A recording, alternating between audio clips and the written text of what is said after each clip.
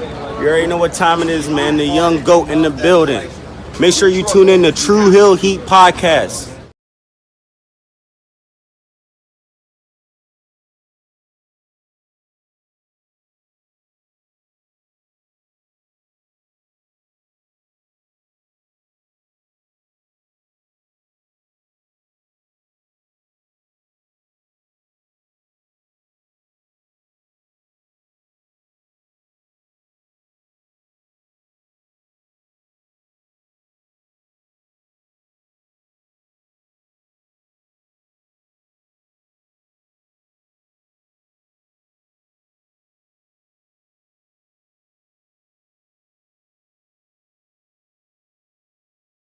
Alright, this is Dan House here, very nice, very evil. You are watching True Heel Heat. Probably should have had MJF do this, but here we are.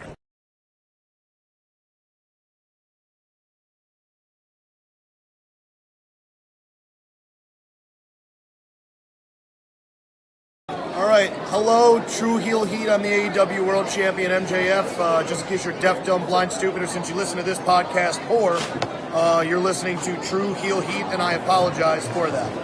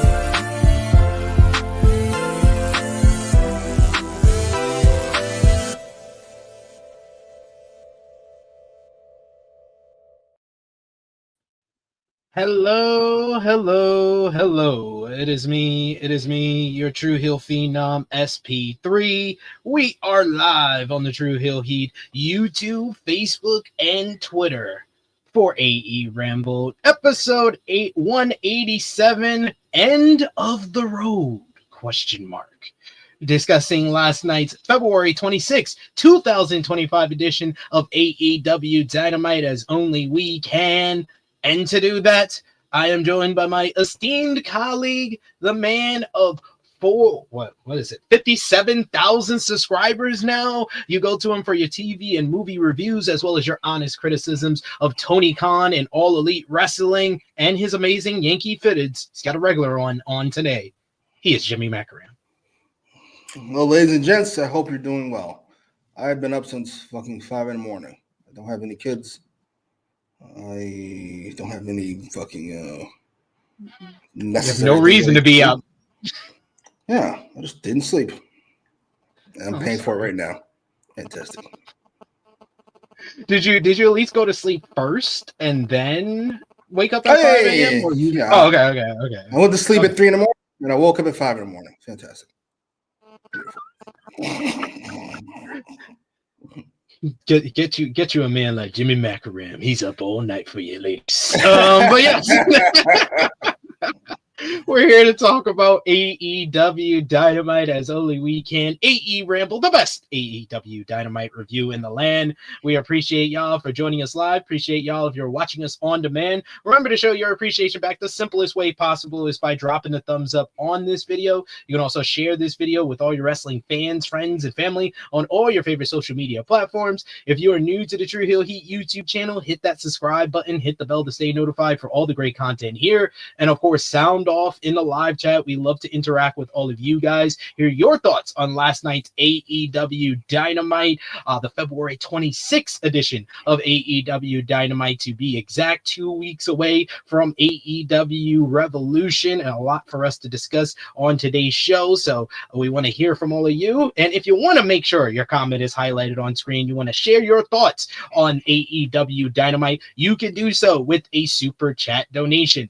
Any dollar amount matters. It goes back to the contributors that you see on screen with us here, and we always appreciate the support. And I have put in, if we are able to hit our goal for today's super chats in the chat, we're bringing it back next week. We'll bring our second ever Q&A for our members, because that was too much fun last week. That was a blast. I've been still thinking about that mid-card wrestlers. I probably would change my answer like every time we did it.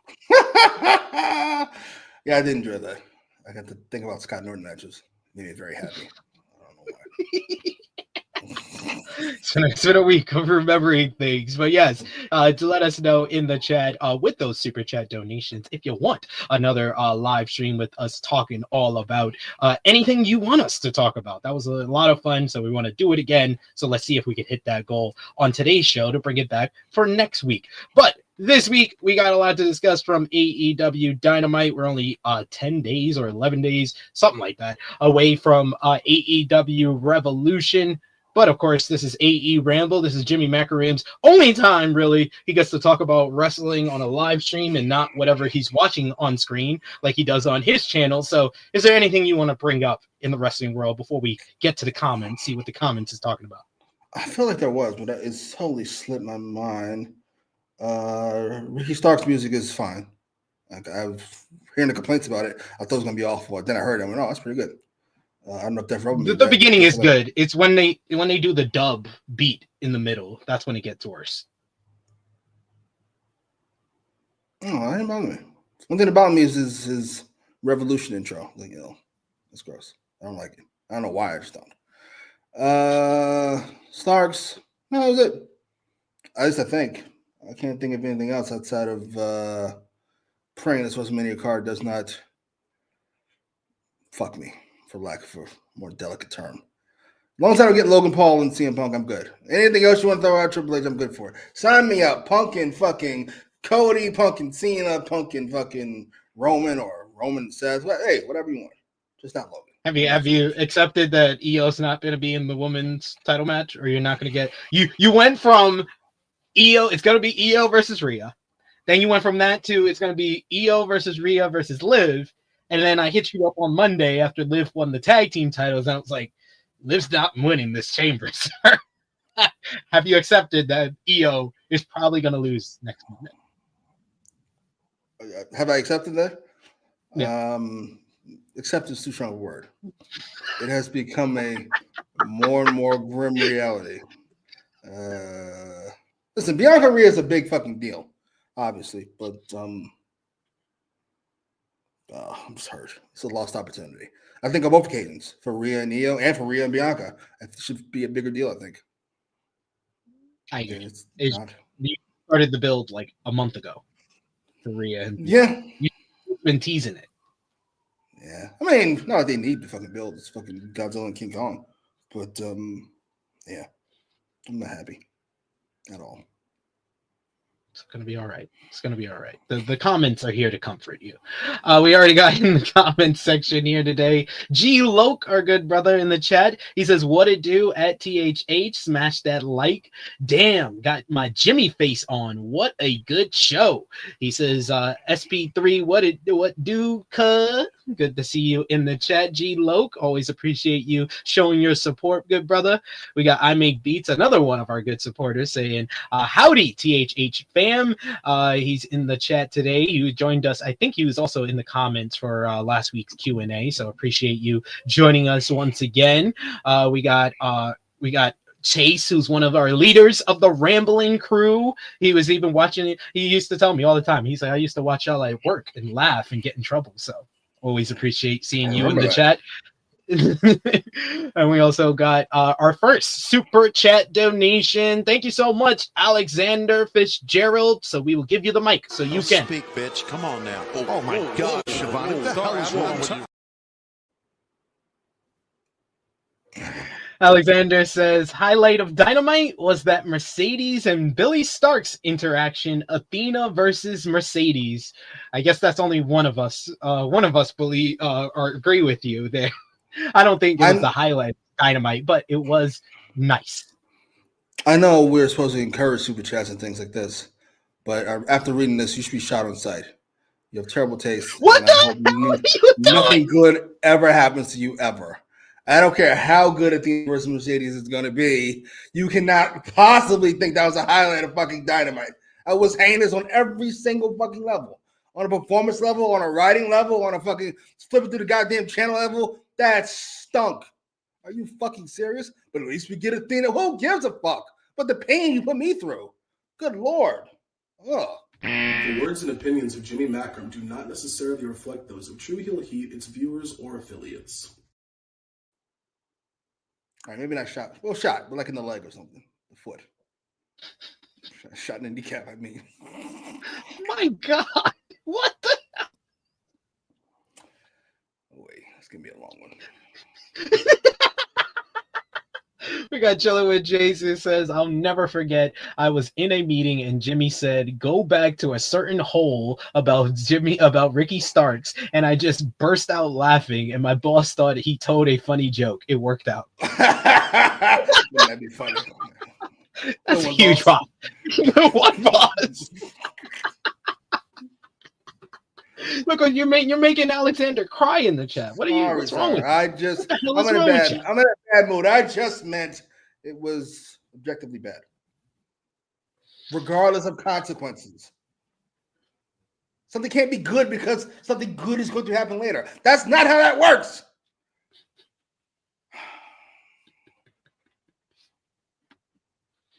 Nikki Voice says, hell yeah. The one time I'm off work to watch the whole show and there's a disclaimer right off the bat, just like old times.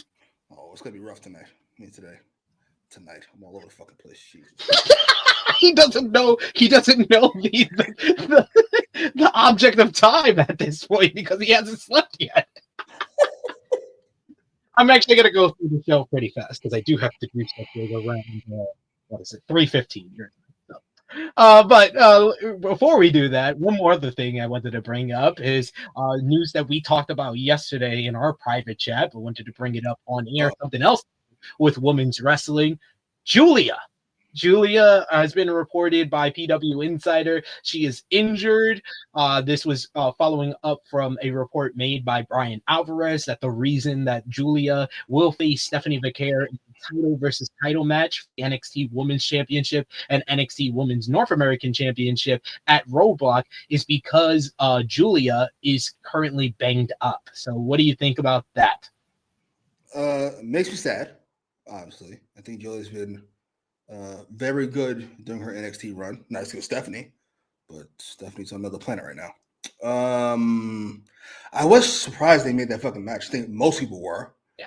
Though I think we all kind of chalked it up to Shawn Michaels being out of his fucking mind. So yes, kind of went with the flow. That's what he'd do. But if she's hurt, and it sounds like she is, I would just go with some type of a squash, and not a Jamie Hayter, Tony Storm squash, like an actual squash, like Moxley and Punk. Like, oh shit, what the fuck just happened? That kind of squash. Yeah. Please and thank you. And I guess, we got to have this one as well to read out. Will Chisholm asking, Jimmy, what did you think about your final boss, the final boss, losing his mind? What's your soul? And they actually came out with the shirt today. I might have to get that. I want your soul shirt? I want your soul shirt. Oh my God. John Cena might have cost us a few good Prime Rock years. Because if this nigga just writes his promo down, I think we're all a lot better off. Instead of letting him freeball it. And because he took 20 minutes of a 5-minute promo, really, he's just babbling about nothing. He's turning heel. He's turning babyface. Back heel again. He's fucking Final Boss Rock. Then he's Netflix Rock. Then he's fucking movie star Rock. Sir, now he's something to think he was so. Sir, focus. Focus on what you're trying to say. You and Cody are friends. I know you said that 12 times already. Good Lord. Did The Rock lose all of his superpowers at WrestleMania? Like the Undertaker The Undertaker took his soul because he hasn't had a good promo since. The Raw after WrestleMania with Cody, we still don't know what he put in Cody's hand, and that was confusing. Then the random appearance at Bad Blood, then the Raw on Netflix promo where he completely felt like he nuked both his Cody Rhodes and Roman Reigns storylines, and then this one with I Want Your Soul and caressing Cody's face. He has not had a good promo since WrestleMania. This felt like, I don't want to say a makeup. Rock's ego really did not like the Netflix reception he got.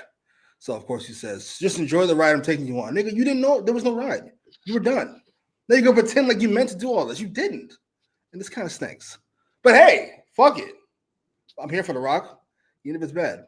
There you go. Oh, the NXT Absolutely. Rock. Don't forget Drunk Rocky. Okay, that was the exception to the rule. I feel like that promo was so bad, it was amazing. It's like, holy Drunk, shit. in drunk terms, got mad at the internet and left. But hey, And cursed on network television, not even on Netflix. He didn't curse on Netflix. He cursed on CW. I'm curious. I'll say that much. I don't know where it goes. Could be really interesting, but I doubt it. I think it's over at the Chamber, actually. The Rock's going to promise to get his revenge at some later date. That won't end in a Rock versus Cody match, apparently, because it doesn't need to end in a match. It could just end Doesn't even end in a match. Sir, you just described a movie. Rock makes all these rules for himself. Yeah, sure. It doesn't have to end in a match. Oh, okay. Well, never mind that. No, I've been loving his social media. He was like, it's so much fun playing the audacious Final Boss character. Sir, I would like some kayfabe. Just a little bit of kayfabe. Oh, it's my least favorite part of wrestling now. I swear to God, I hate it. And Rock is I thought Triple H was the worst proponent of this. Rock might be even worse. I remember watching WrestleMania Night 1, and I really enjoyed it, and it was all great. Then we had a press conference. He's talking about the quality of shit they just did, and fucking how good it was, and how the product needs. What the fuck are you talking about? There's another night. What are you babbling about? Good Lord. Oh, Rock. Oh, disruptive and audacious. Just this chat GPT ass nigga. Like, what is this? Holy shit. You just use some big terms. Use this big term. Use that big term. Audacious. What does that mean? Oh, that's good. What the fuck? Please stop talking. I don't ask for much. Please and thank you. Audacious. I'm going to use that in a sentence today. In one of my other streams. I'm going to say audacious. Disruptive. Yes. Nothing is more disruptive and audacious than breaking character. You never know what the final boss is going to do. Please shut up. Good Lord. Have a seat, please. Please have a seat. I will say this. If Cena wins, it's over. It's definitely over. It's done.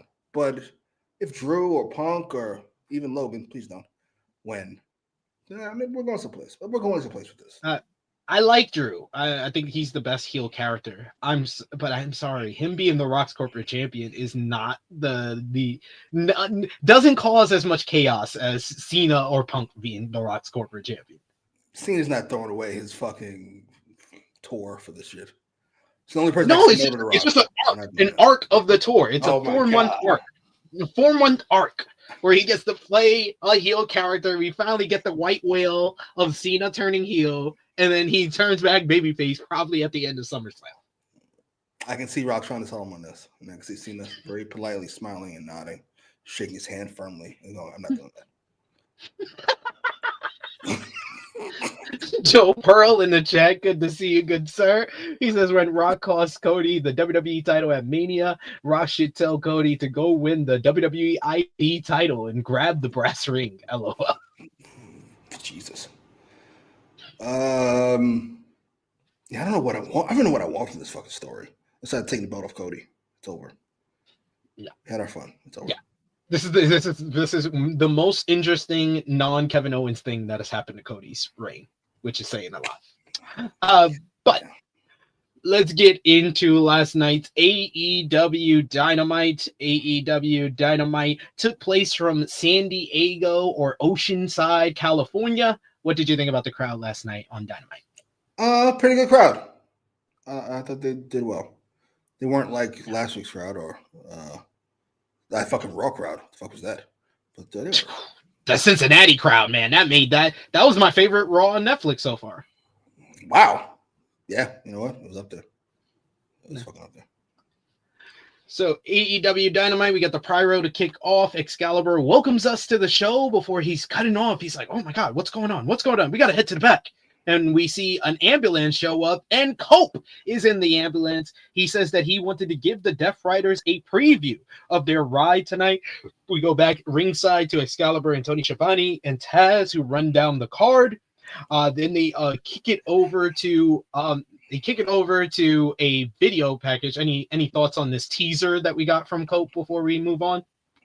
It was basically like a teaser of what was going to happen later on in the night. It's painless, we'll say. Though a bit of a jump scare seeing Edge these days, right in your fucking face like this thing. It did feel like very Edge though. That's something that Edge would do in like the mid 2000s. Yeah, that's true. He's definitely finding his groove character wise. See how it pans out in the match with Moxley. Good Lord. Pre-recorded video we get next of MJF, who has a message for us and Hangman Adam Page.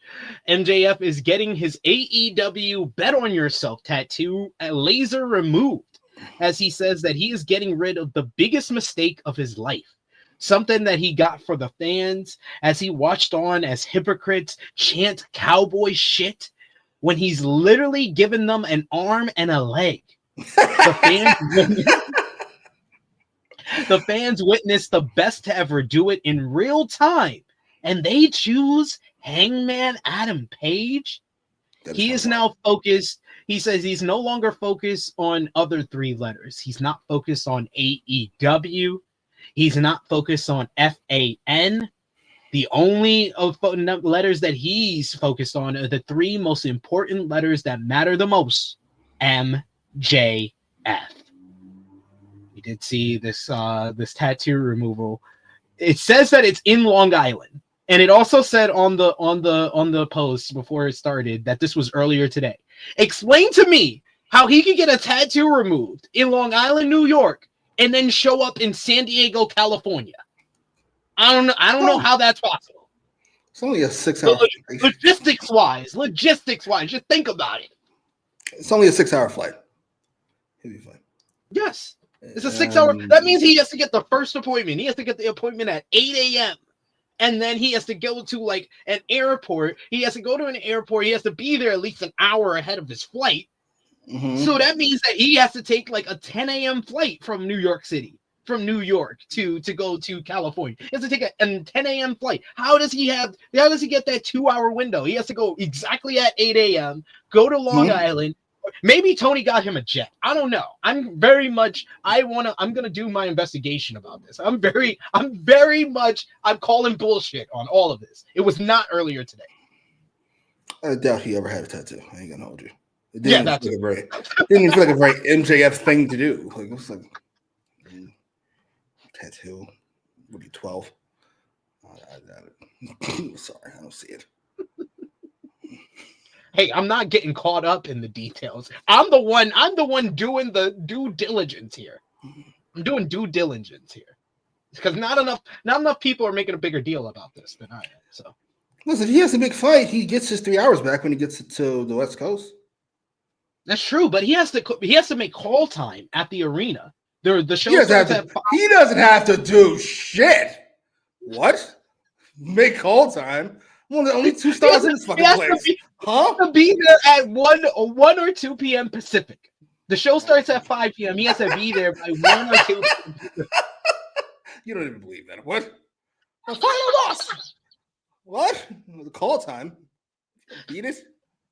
I'll get there when I get there. I hope I make it before 8. Thanks, Alexander says, you never heard of Long Island, California? There probably is that. There probably is that. Fernando says, great opening to Dynamite. I will say they did a lot in this opening 20 minutes of the show because we're not even done with just before we get to our first commercial, basically. Because right after the MJF promo, we see a car pulling up at the arena, the truck pulling up to the arena with bull horns on it. I was like, oh man, Hangman been hanging out with JBL. That is the ugliest fucking thing I've ever seen. What is that? It looks like a transformer. Yeah, it kind of does. Oh, I can see like the mouth with the stupid eyes. Ew, this is heinous.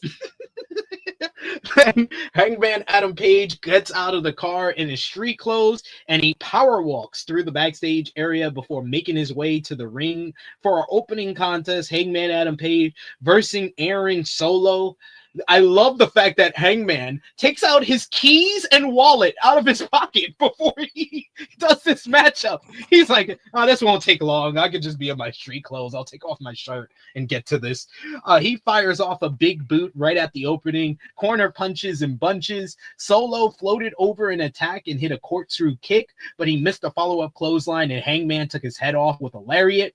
He then goes to the apron and hits the buckshot lariat. 1, 2, 3. Hangman Adam Page picks up the win in under a minute. Page then goes to the ringside area. He grabs a chair and a microphone. He sets it up in the ring in the post-match.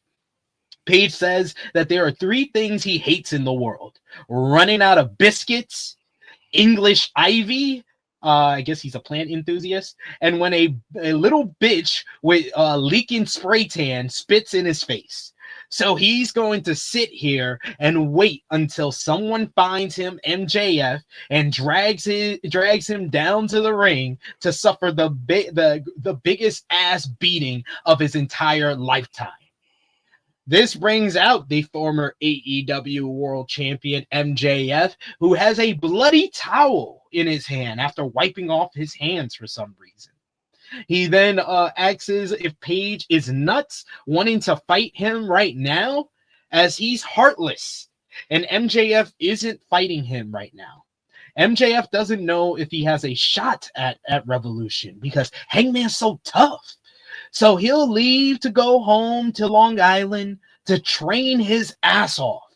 He goes back, he starts to walk to the back, and then he turns around and he stops and he says, well, on second thought, he's awfully worried about Page's friend, who he should probably check on right now. Now is the part where they find out who is actually real.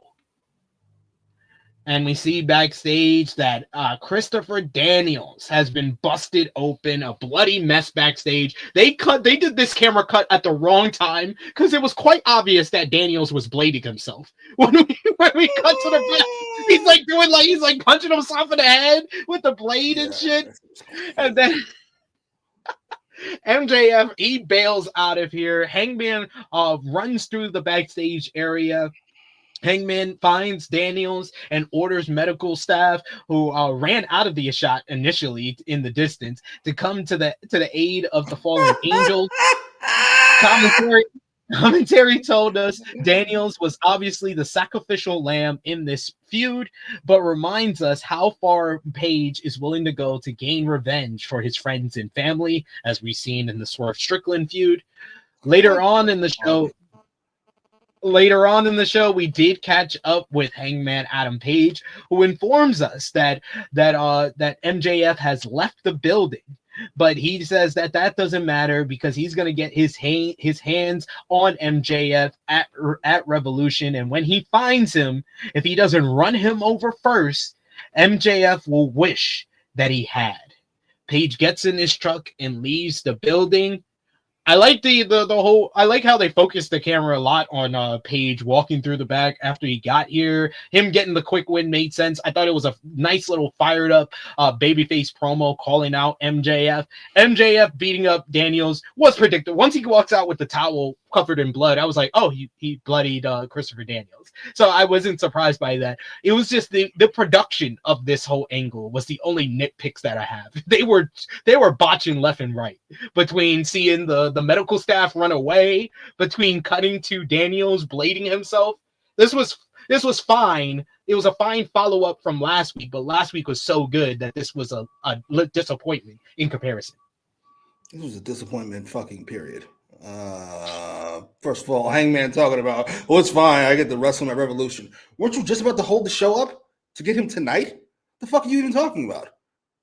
Well, he left the building. That's what he said. He left the building. Yeah, but what is it if you don't care because you're getting Revolution? Why don't you just wait till Revolution forever? I don't understand. I don't understand the whole point of anything you've done tonight. To be honest with you, and fuck, he bloody Christopher Daniels. Didn't you just do that? That was the match. That was the match. What? What is going on?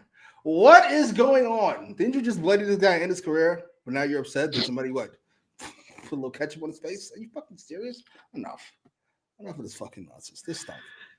But hey, it's just like they dumped a bunch of red paint on Daniel's face. That's terrible. Like, I don't know what the fuck. He was already bleeding. I'm not sure why he still punched himself in the face with that blade, sir. It's over. You did it. Exactly. You're already bleeding.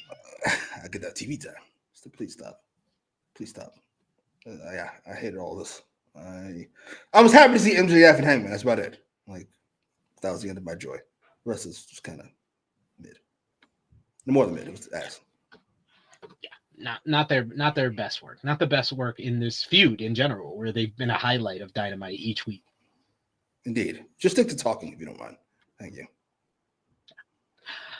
We see that Don Callis and Kyle Fletcher are up in a suite watching a. Wait, say that again. Don Callis and Kyle Fletcher are in a suite. Up in a suite. Okay. Keep that in mind. Please continue. They're up in a suite. They are here ahead of the upcoming bounty match. We then get highlights of Chris Jericho defending the Ring of Honor World Title against Bandito from Collision. And then we go to earlier today as Renee Paquette is backstage with Chris Jericho in the dressing room as she congratulates him on a successful title defense. Jericho said that he knows that he's there for how poorly she treated him last week, and he had one of the greatest matches in Collision history. Everybody's saying it. I was like, who's everybody? Jericho said that Paquette questions Jericho how he got involved in this whole Will Ospreay situation, having Brian Keith answer a bounty, and out walks Don Callis from Chris Jericho's dressing room with Mark Davis. And he calls Ospreay a degenerate piece of garbage. Callis says that Jericho assured him that he has a solution about his Will Ospreay problem, and Jericho has a bounty hunter at his disposal, and said that Brian Keith has what it takes to be a champion in AEW and to beat Will Ospreay, as Brian Keith is his man. Callis is thrilled, and he walks off with Mark Davis by his side. Is Mark Davis in the suite? No, I didn't see him in the suite. Maybe he's watching the door. Oh, that's what he said. He said that Mark Davis is just here to protect him now. That's hilarious. Good Lord, who else should pay for his crimes? Fucking Elon Trump ass nigga. He's gonna keep everybody I like around. Good Lord, he watches the door. I gotta be honest. I'm enjoying whatever this character Chris Jericho is doing now. This is like mildly annoyed version of the learning tree. Just bothered. And to be fair, he's got good justification. Renee has been rather spicy. Hey, watch your fucking mouth, lady. Okay, who got it? I was like, they doing a battle right now, Renee and Kathy Kelly, for who's the spiciest backstage backstage interview. I'll keep it together. Kathy Kelly keeps saying, "Oh well, thank you for nothing." I was like, "Whoa, Kathy, ma'am, You lost your fucking mind. Good Lord. She fine though.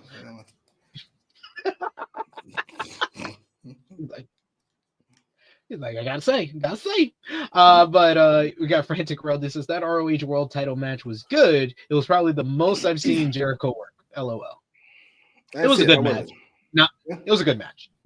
It was probably his best match since Briscoe at Wrestle Dream. So. Yeah. Oh, okay. All it takes is Mark Briscoe and Bandito. I saw you did that fucking spot again. You won't let that shit go. Good Lord. I was like, why do you have to run this shit into the ground? But Bandito was awesome in that match. Dude did a one-arm gorilla press to Jericho. I was like, God damn. That's impressive, even with the... That is... Yes. But that led us to our opening contest. Will Ospreay going one-on-one with Brian Keith in a bounty match. Keith came out to his new theme by our boy Righteous Reg. Shout out to Reg. And we get Brian Keith takes off this poncho, and he looked like the best shape of his whole entire career. I was like, when did all these AEW wrestlers find the gym key? Like, this is crazy. Everybody's looking like they get an extra pump before the show, which they all wrestlers should. But Keith got the early advantage before Ospreay could hit a quick snap Hurricane Rana and turn the tide.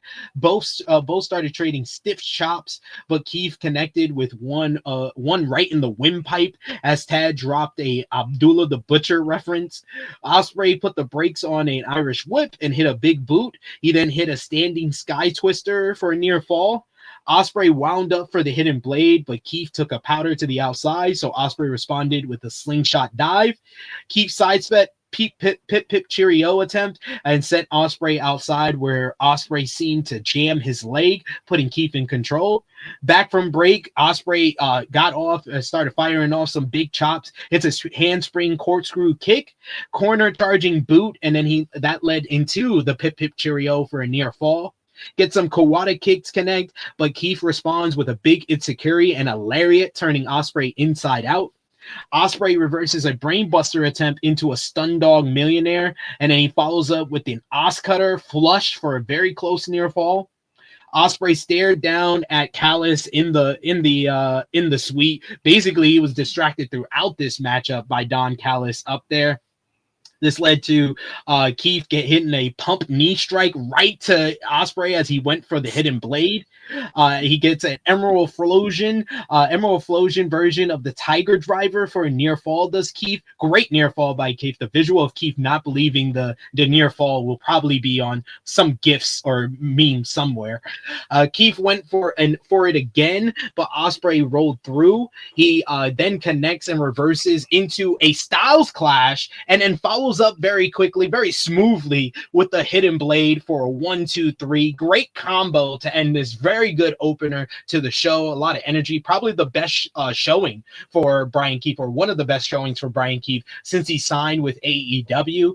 Post-match, Callis and Fletcher dared Ospreay to come up to the suite and fight with him. Ospreay obliged, but Fletcher was not scared. He met Ospreay in the crowd, and they start brawling. We get our weekly. Listen to the fans.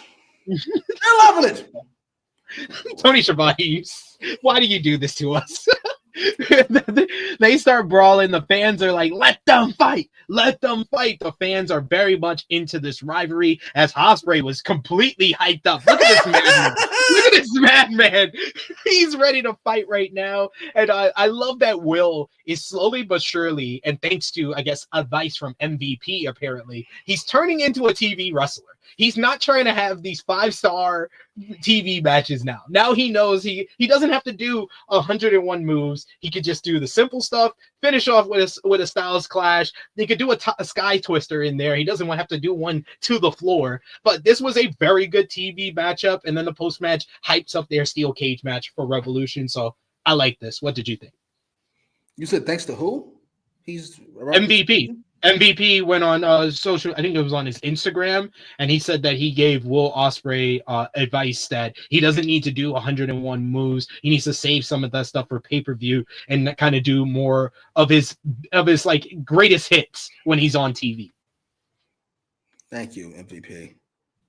I appreciate you. I love MVP, and I appreciate him giving the advice that everybody with eyes has given. Well, Ospreay for the longest time now, but I still appreciate. But he actually listened. He actually seems like hey, he listened.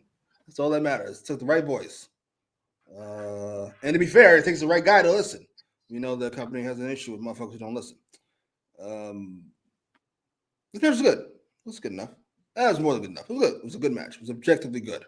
It didn't go too long. Longer than it should have, sure, but it didn't go too long. I thought Frank Heath looked pretty good. Not in shape. I mean, I guess he was in shape, but that's not why he looks good. It's impossible to look good in those fucking dress pants he wears. It's quite literally impossible. His high waters. He got them high waters. High water Jones over here. The fuck are you wearing half a Temptations outfit? I just cannot. Good fucking lord. But yeah, it was a good match, and it didn't end over dramatically. It ended with fucking Ospreay being a badass, which I thoroughly enjoyed. MVP is MVP. Thank you, sir. We got Big Man Doug says first Adam Cole, then the Young Bucks. Yeah, Matthew Jackson hit the gym too. Now Brian Keefe. Has Tony been giving out free gym memberships? He probably gets like when I used to work at a hotel, like Blink Fitness used to give us a whole bunch of like cards for gym passes for our guests at the hotel. I love that. So that's probably what Tony Khan's been given. Oh, yeah. Did he give one to Jamie Hayter? Is that why she's MIA? What's going on here? I don't know what's going on here. I'm very curious as well. Alexander says wrestlers getting off the Luka Doncic diet. Oh boy. I don't think of that anymore. Criminal horseshit. We got King Potato says, "What a moment!" King McMahon Dog says, "What a great Dynamite moment!" Oh, you don't know how long it took me to realize fucking Ian wasn't on commentary. It wasn't until that happened that I went, oh shit. Right. God damn it. What a great Dynamite moment. We see footage of Timeless Tony Storm winning the AEW Women's World title at Grand Slam, and then the follow-up attack by Mariah May on last week's Collision, setting up their Hollywood ending at AEW Revolution. We're told by commentary that Storm has been told not to travel tonight, so we'll get an update on her condition this Saturday on Collision. So a nice little follow-up from the Collision angle that they did. Then we go right into some more woman highlight package as we get a highlight package for Stardom's Momo Watanabe, who's talking about her time in Stardom, as well as her winning the International 4-Way at Wrestle Dynasty to earn a title shot of her choice, and her past matchup with Mercedes Moné for the NJPW Strong Women's Championship, and how she wants to get revenge by beating her for the AEW TBS title at Revolution. Mercedes Moné is walking out of her locker room and asks Oceanside, say hello to your CEO. She then says that Watanabe made a big mistake choosing her after the International Women's Cup, and walks up Billy Starks of ROH fame. She walks into the shot. Moné calls her a kid, and then slaps her drink out of her hand, basically putting the water all up in her face. Hopefully it was cold water and not hot water. God damn. Starks asks who the hell she thinks she is, and Moné runs down all of her nicknames until Starks says that she forgot one. Narcissistic bitch. Starks reintroduces herself that she's Billy Starks, ROH superstar, and says that Moné should watch her back. As Momo Watanabe is walking up behind her, Moné turns around and ducks a baseball bat shot and then bails out of the shot, dropping her TBS title. So Watanabe picks up the title and says, bye-bye, money train.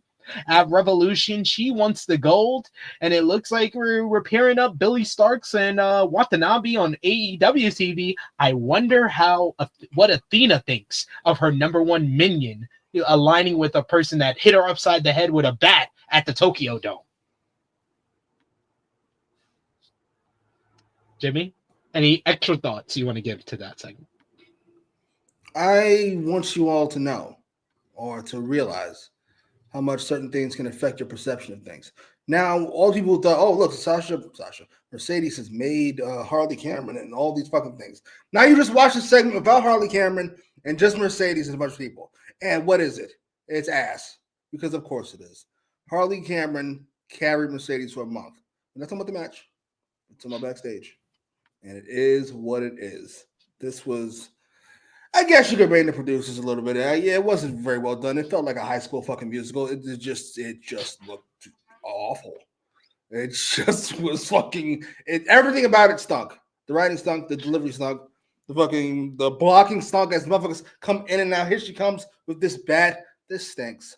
I hated all of this. I was like, what a poor job they did to Billy Starks. That's how we introduce her. This is terrible. Where's what's his face? Leon something. Leon Ford. Big Mercedes' biggest fucking fan. LaRon. Thank you, sir. LaRon Ford tells me, oh, look at all the good things she's done. Now we're back to having awful segments every week. Now that Harley's not here to save her. Good Lord. Where was she on your list? What happened? Where was Mercedes on your list? 5. I know we're just kind of WWE, but she should be docked for AEW. Just WWE. She should be Mercedes and AEW seems like the first ever reverse and then the bell rings wrestler ever. when the bell rings, it's great. It's that second bell ring. It's when everything starts to fall apart. Good Lord. Speaking of people who don't take advice, she should listen to somebody. There's nobody there to give her advice? Nobody are scared? She should just watch AEWramble. Our advice is just pair up with Harley Cameron. Right? How much better would it been if fucking Harley accidentally spilled something on her, and then fucking Mercedes came in and said, "Don't yell at my bum underling like that." Oh, good Lord! Don't yell at my personal assistant. Remember, that was the whole thing we wanted. We wanted Harley to become Mercedes' person. Right? How are you a CEO without a personal assistant? Don't yell at my personal assistant. Only I can yell at this bitch. Are you stupid or are you dumb? Oh, they got some really good ones, and then the promo starts, and then the camera cuts, and then she grabs a mic. Yeah, and then it works. And then the camera cuts, and then she grabs a mic. Ew. The reverse. I love that term. I just came up with that in my head. The reverse, and then the bell rings. And then the bell rings is great. Like everybody else, and then the bell. Next we get objectively something that I thought was worse than that segment. The Outrunners are going up against the Murder Machines here. The Murder Machines, basically, they worked this match like a squash match, even though before the matchup they did show footage of the Outrunners making an ESPN Sports Center appearance when they gave a pre-game pep talk to the Omaha men's basketball team, and as well as after the game when they won, they gave them basically a post-game pep talk. Excalibur said that Taz woke him up at 1 a.m. in the morning to tell him about it. Cage and Archer wasted no time at the start, but Truth Magnum and Turbo Floyd recovered with a series of drop kicks. Magnum low-bridged both men and hit their poses for the crowd before being pulled to the floor as the Murder Machine started destroying them again. We returned to the fans loudly cheering on Magnum, who continued to get beaten down with corner splashes by Archer. Cage tagged in, but repeatedly missed charges, allowing Magnum to hit a jawbreaker, sidestep Archer, and make the hot tag to Floyd. He ran wild for about 30 seconds before Archer and Cage got on the same page. Archer flattened Floyd with a big boot. Cage dropped Magnum with a DVD and a combo strike for a near fall. Cage and Archer wanted the powerbomb chokeslam finish, but Magnum saved his partner as things broke down. Archer no-slowed Floyd's strikes and then hit him with a big chokeslam, but he kicks out at 2. Cage and Magnum fought on the outside as Archer wanted the blackout, but then the music of the Hurt Syndicate hit. This caused a distraction, which led to Turbo Floyd getting an O'Connor roll and getting a flash pinfall victory. Like I tell you, these murder machines. These murder machines took 95% of the matchup. Matchup broke down a little bit at the end, and then the Outrunners won. So we spent 2 weeks building up Murder Machines versus Hurt Syndicate just to give Hurt Syndicate another squash win against the Outrunners. Outrunners celebrated up the ramp as the Hurt Syndicate golf clapped, applauded as Cage and Archer looked furious. MVP told Magnum and True and Floyd, be careful what you wish for. This match was not good. I'll give AEW credit though. They went with the more over team. That's the only thing I could give them credit for. So not as over as they used to be. Missed the boat. Yeah. Let's say it's a shame. So it's crazy how much the difference between being super over and just being over is. I think if they were super over, I might have enjoyed this match. Instead, they're just over. So yeah. I hope that WrestleMania crowd helps Jay out. I'm joking, sir. I'm joking. Oh, this guy. I'm joking. First of all, Gunther. I have no doubt Gunther's going to get a good match out of Jay again. By the way, for the 7th time. How many fucking times it's been? But it does feel very mid card. I said this on Rated Raw review. I was like, it does feel very mid card. I don't care who's his fucking cousin. This cannot main event either night of WrestleMania. I am sorry. You can't have Punk and Cena and Cody and then put Jay and Gunther as a main event. And Rhea and Bianca and then put Jay and Gunther. Come on now. Can't do it. Anyway. This was dumb. All this was dumb. It was a waste of fucking time. It was the only bit. That was the second worst part of the show for me. The worst part apparently for you. Only thing that would have made this worth anything is if Lashley and Shelton just beat them 2 niggas up on the spot. Yeah. I've been here for it. Otherwise, I was like, so we're gonna get an Outrunners match next week or on Collision or what's happening? I would hope it's on next week's Dynamite and not at the pay-per-view. You're gonna try to ruin the great pay-per-view card you're building by having Outrunners and Hurt Syndicate? Yeah, that's a good point. Yeah, I don't know. It's like Tony Khan remembered all of a sudden who these 2 guys are. And he was pushing them. He was like, "Oh, they've been here. Oh, that's who that is." He was like, he got told earlier in the day, he was booking it. He was like, all right, yeah, Murder Machines win. And then somebody was like, you know, the Outrunners were on Sports Center? He said, what? They were? All right. Outrunners. Outrunners rewrote it. Oh. Good Lord. Alexander Fitzgerald says they should have put the belts on the Outrunners months ago over Private Party because they aren't red hot anymore. Yeah. Yeah. People think this should last forever. It doesn't. Nobody stays that hot forever. Sorry. So I'm not mad at this J thing. It ain't gonna last forever. Just put it on.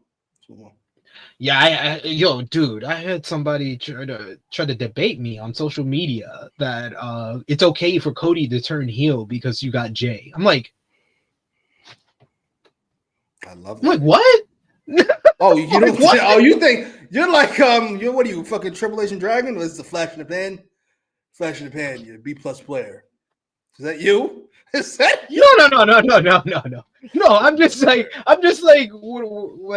like we do know that Cody's still number 1. Like, despite Jay becoming one of their top merch sellers, their number 1 is Cody, and he has been for 2 years.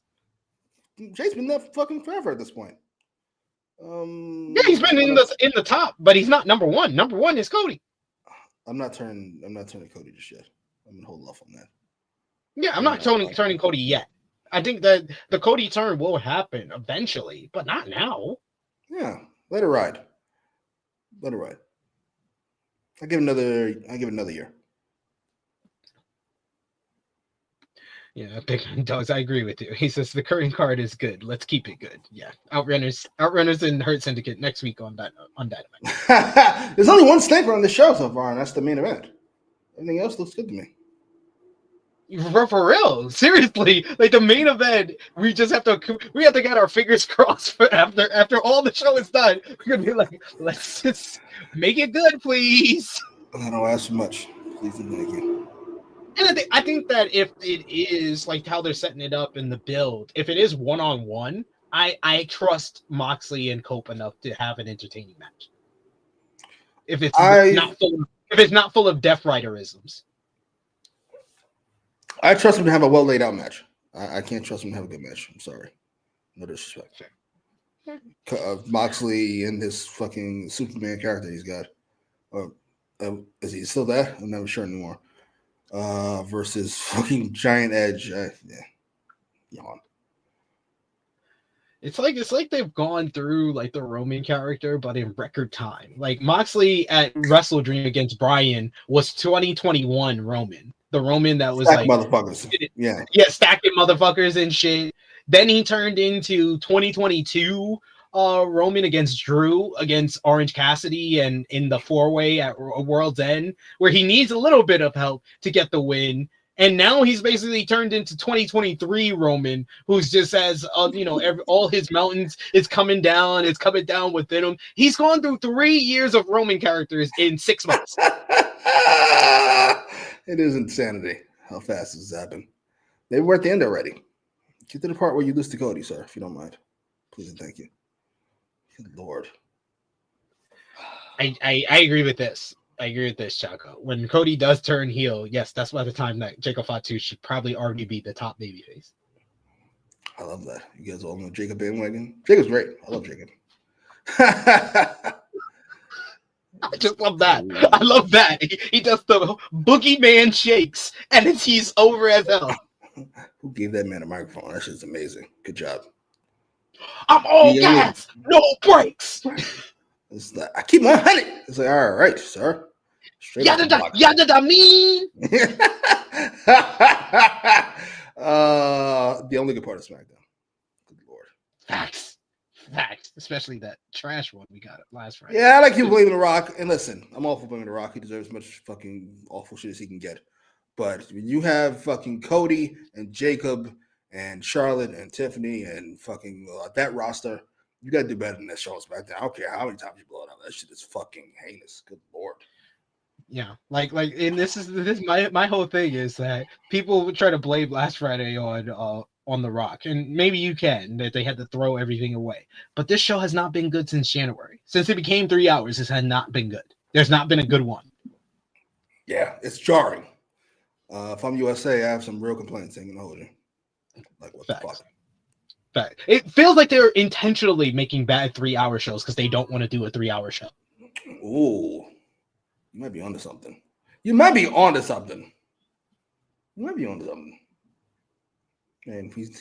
we know he's not the dumbest motherfucker in the world. And he is rather political. Our friend over there with the beard and the bald head. I wouldn't be shocked. I'll teach you. Don't ask me shit. Don't even talk to me. How do you guys have my phone number? It's the con's job.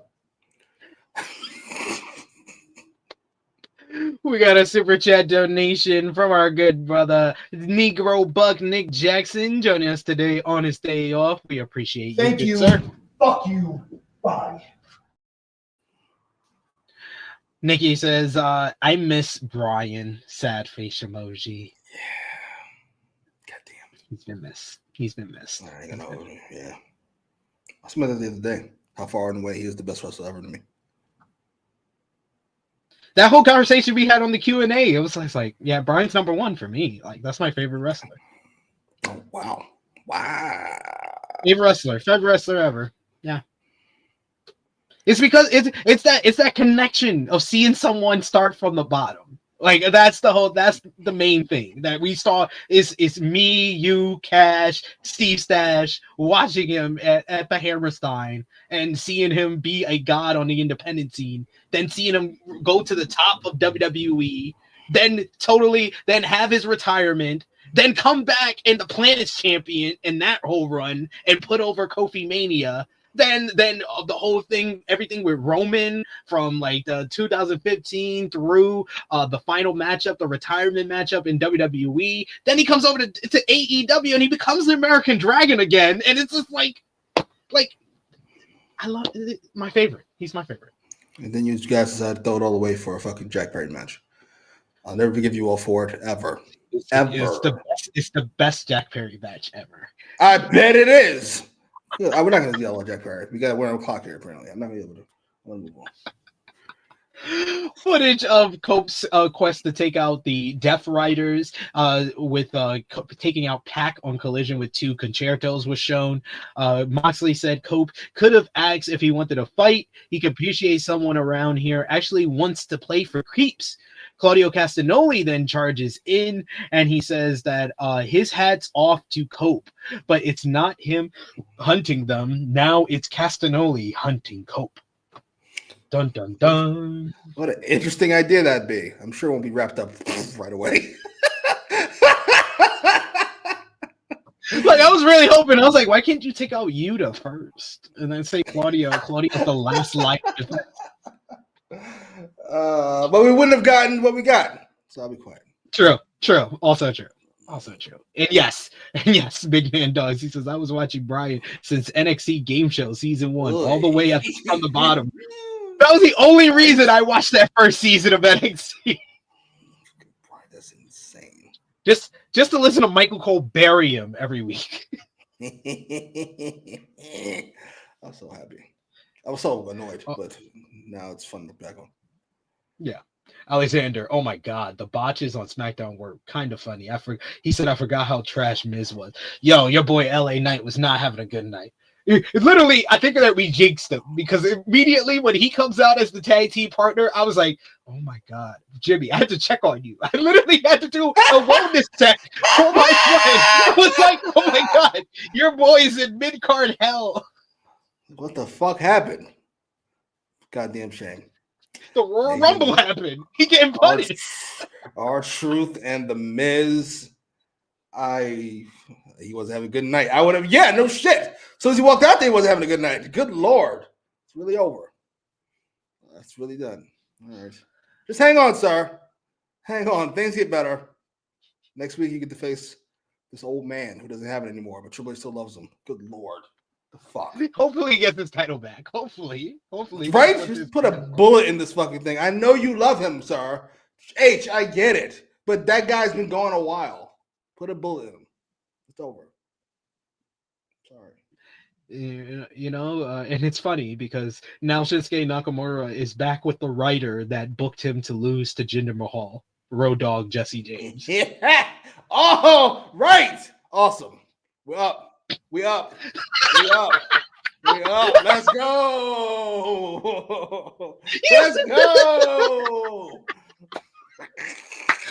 He was like, Jimmy's like, no one can book a Shinsuke Nakamura alone, quite like Road Dogg. Goddamn right. Good on you, Road Dogg. I've always been a Road Dogg fan. Absolutely. Keep up the good work, sir. I hate you. We get a video package of Ricochet's recent success. His comments last week saying that he wants to be a champion in AEW and then denying Prince Nana's request of getting back the Embassy Crown Jewel robe. And then we have Swerve Strickland making his return to AEW Dynamite alongside Prince Nana. Nana conspicuously had a contract in his hand that said AEW. Strickland gets on the mic and he reflects on his time in AEW, saying that 3 years ago he looked Tony Schiavone in his eyes and he said he would win the AEW world title. And he says that it's fitting that they're wrapping up Black History Month, and when he made history, when he fulfilled his destiny, and night in and night out, he showcased the AEW world title to the world. Strickland says that he is no one's one-hit wonder, and Nana was right when he said that 2 weeks ago, the AEW title hasn't been his focus for far too long, as he's still the man of this place. Strickland said needs gold around his waist, but must right some wrongs before that. And he said to Ricochet, they're not done until he says they're done. And no low blow win is gonna be enough, and that brings out Ricochet to be the best character on AEW TV again. Ricochet comes out. He struts out wearing a backwards cap and the embassy crown jewel robe. First of all, this whole look was ridiculous from the start, and I'm just like, how does he pull this shit off? He axes Swerve, "Are you stupid or are you dumb?" Basically stealing Mercedes Monet's line from a couple of months back. Ricochet says, "Winners don't chase losers." And he runs down the San Diego Padres and the Chargers as Ricochet is getting massive heat during his promo. He says that he'll be something that Strickland will never be again in AEW, a champion. He then turns his cap around to show that he's got a Philadelphia Eagles Super Bowl champion hat on.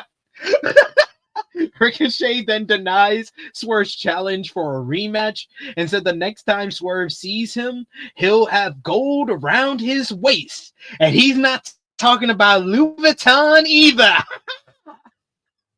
Nana then responds and says that Ricochet might want to reconsider, as he talked to Tony Khan earlier today, and he agreed that the fans deserved a rematch between Swerve and Ricochet. And all Ricochet has to do is accept it. And he says that whoever wins that match will be the #1 contender for the AEW World title. Ricochet was upset at first, but he gives credit where credit is due to Nana, as he realizes that all he has to do is whoop Swerve's ass one more time to get an AEW World title shot. So Ricochet accepts it, and he says, if you like that, let me get a he says not tonight though, as everyone together in the arena can't afford his fee. So they'll do it in the City of Angels in Los Angeles at Revolution. Ricochet's music hits and he leaves, but Nana holds back Swerve and says that he has to talk to him one-on-one. Nana is proud of Swerve taking the steps to be the AEW World Champion again. It's what they all want. But he wants Swerve to go back to being who he used to be, the most dangerous man in AEW. Nana reflects on their history together, and he says that he's taken a lot of bullets for Swerve. Hangman Page, Sting, the Hurt Syndicate, and now Ricochet. To see him walking around with his robe, that robe is his legacy. He needs Swerve to get the robe back and fix his legacy. If not, he doesn't know if he can do this anymore. Nana drops the mic and walks off, leaving Swerve to realize what needs to be done, as he can't lose Nana, and it adds even more stakes to this matchup, the #1 contenders match at Revolution between Swerve and Ricochet. This was the best segment of the show. And that's all I gotta say. This is my favorite segment and the best segment of the show. It sets up a very highly anticipated match for Revolution. Probably one or two. The best or second best segment on the show. I almost forgot about the main event. But first or second best thing on this show. But it sets up a highly anticipated rematch for Revolution. You drive up even more drama between Swerve and Nana, and the possibility that Nana may turn on Swerve, which we've been talking about over the last couple of weeks. And then you also further showcase and put a spotlight on the fantastic heel work that is Ricochet right now. And they booed him throughout this entire promo. I heard people on social media this week after Ricky Stark's in-ring debut on NXT, and how the fans were chanting Tony fumbled. And I heard people suggesting, AEW fans should chant that for Ricochet and say Hunter fumbled. I was like, they're not going to do that. They hate this man. He got so much heat. They booed him the entire promo. This was great stuff from Ricochet. He feels like he's a guy that's having the time of his life, and I'm enjoying watching it. What did you think about this segment? If you'd have told me just a month ago, definitely would have told me a year ago that Swerve and Ricochet would be doing promos, and Ricochet would be by far the more interesting person talking, I would have said, you're clearly psychotic. But it's not close to me. Ricochet is fantastic to listen to. He's fantastic to watch. That outfit in and of itself, there's nothing cool about that outfit. I appreciate him buying in all the way. There's zero things cool about that outfit. The hat is awful. The fucking dress shirt is awful. Along with that fucking it's all terrible looking. And it just makes for a fantastic visual. I'm just like, holy shit, I can't take this person seriously. As whatever the opposite of swag is, he's got it down to a fucking T. And it's fantastic. Ricochet and Nana, that's interesting to me. I like the idea that they develop this bond and that these things affect Nana. It's not just a puppet over here. Getting my ass kicked hurts. I'm not a big fan of it. I like that as an idea. I like the fact that he took all these ass whoopings, but it wasn't until it became personal to him that he cared to bring it up. Yeah, I don't know where it goes, but I like it. I like it a lot. The thing I didn't like was Swerve bringing up Black History Month. The audacity. I knew you were gonna say the unadulterated goal. As soon as he said it, I was like, "Oh, Jimmy's not gonna be happy about this." This is wild to me. Did I have a stroke and imagine all this shit? And you know what? We're not gonna get into it. We're on a time clock.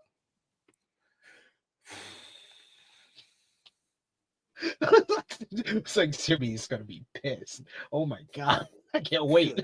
Lord. Alexander says, Did we imagine that? Doesn't. Why is this not a bigger deal in your places that you Fightful and all these other places? Why is this not a bigger deal? Did we imagine this? Did I imagine it? Listen, sometimes I have active imagination. I understand that. It goes certain places.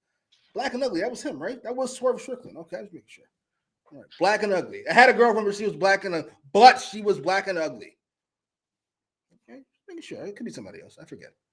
Swerve Strickland? The wrestler who wants to be a rapper, isn't very good at it. That guy, right?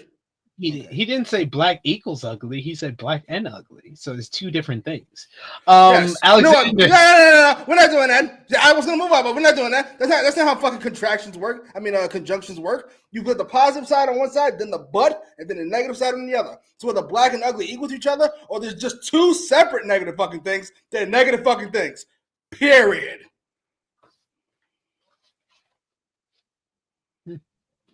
I respect your viewpoint. It's not Alexander. It's fucking English. This is 5th grade English. We're not doing this. That's how conjunctions work. Positive, negative. He's a great wrestler, but he murdered his wife and kid. Positive, negative.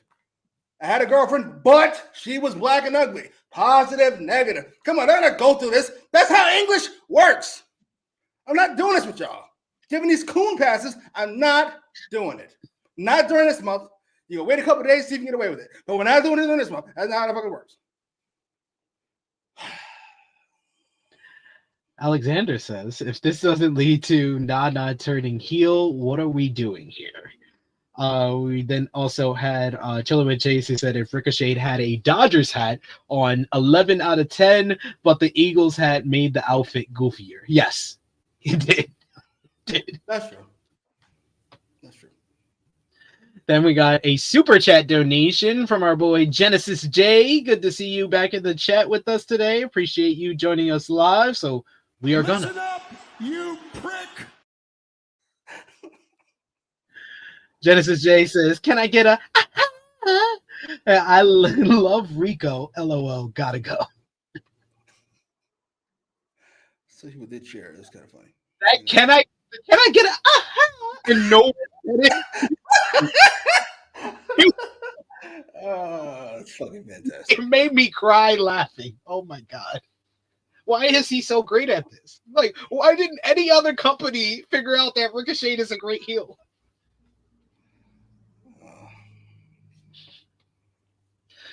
We also got in the chat here, we got Louis says this Nana turn is going to hurt my soul.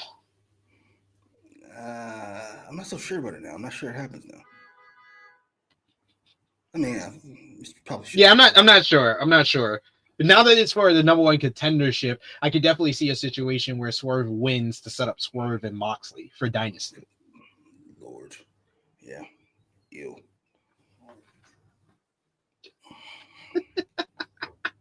Terrible idea. Oh, we got Alexander. He says Swerve doesn't need Nana anymore. Just makes sense for Nana to turn on Swerve and align with Ricochet. But Ricochet doesn't need fucking Nana. What if he Nana? He doesn't need him. He doesn't need him either. Yeah. I don't know. It's interesting. Yeah, I agree with you. I want to keep Ricochet the way he is. You better be fucking joking, Paul Driver. I'm not gonna deal with your shit today. I'm not dealing with no fucking nonsense. You had better be fucking joking. We're not dealing with your fucking nonsense. Keeping it together. It's all good. What, this one? Yes. Is Jimmy asking being black is not on the positive by saying black and ugly? What the fuck? Okay. I don't know how old you all are, but I'm going to assume older than 11. So therefore, you took 5th grade English. I'm gonna one more time for the slow kids in the back. And is a conjunction. It links two things that are similar. So she is smart and she is sexy. The and connects these two things. You with me? Now, but is also a conjunction, but it separates typically positive and negative. She's sexy, but she's a fucking idiot. Are you with me? Positive, negative. You can make it positive. You can make it positive. He's a fucking creep, but he popularized wrestling. See that? Negative, positive. So, for example, I had a girlfriend, but, already it's a fucking but. You with me? She was black and ugly. Positive on one side, negative on the other side. The but being the divider, sir. Teach English class. Got things to do today, sir. Please and thank you. I missed my calling as an English teacher. I'm sure that would have worked out. They were fucking dumb kids all day. You did miss your calling, sir. You did. You did. You missed your calling in life.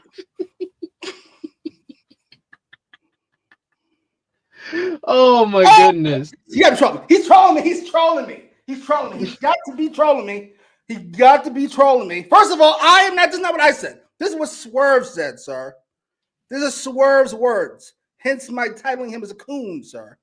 These are not my words.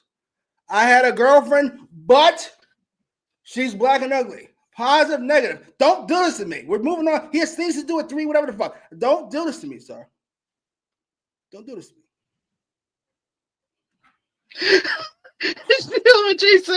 Gentleman said Jimmy would probably hate the parents more than the kids, the teacher. Oh, that's fucking true.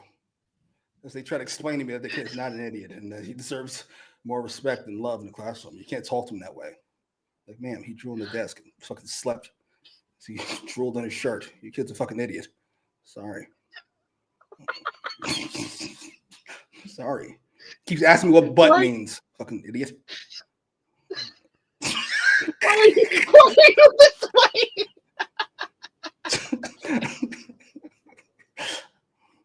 You said black and ugly. It's a book. It's a book I'm reading. What the fuck are you babbling about? Well, you don't need to defend yourself then, sir. What the fuck are you talking about? Sit down. Sit down and shut up. You can't keep up. Sit down over there. Sit down before I use this ruler the wrong way. Taking us back to fucking the 1970s and shit. Lord. Oh, next up, we had our trios matchup. We had the Undisputed Kingdom, Adam Cole, Roderick Strong, and Kyle O'Reilly versus TNT champion Daniel Garcia and FTR. Wheeler and O'Reilly kicked things off in the matchup. After they went at it early, we get a scrap that leads to Wheeler getting the ropes and an up kick by O'Reilly. O'Reilly and Strong were quite heelish in the matchup and during the post match as well. Cole and Garcia tagged in as each avoided the other series of kicks before having a stalemate and shaking hands. Then Harwood and Strong came in, and this is when the shit turned up. These guys just chopped the shit out of each other. These chops were like echoing across the arena. Harwood hits a big snap suplex and a leg drop for a 1 count. Fast tag to Garcia, who hits the roll the dice neck breaker for a 2. Cole broke up the cover, and Garcia was upset and had a face-to-face with him, which was stopped by O'Reilly coming in and big booting Garcia. All 6 men start brawling, and we get this incredible sequence where they just start hitting big-time moves at ringside. We get a shotgun drop kick, a super kick, a backbreaker onto the barricade, a tornado DDT off the apron, leaving everyone down as we go to commercial.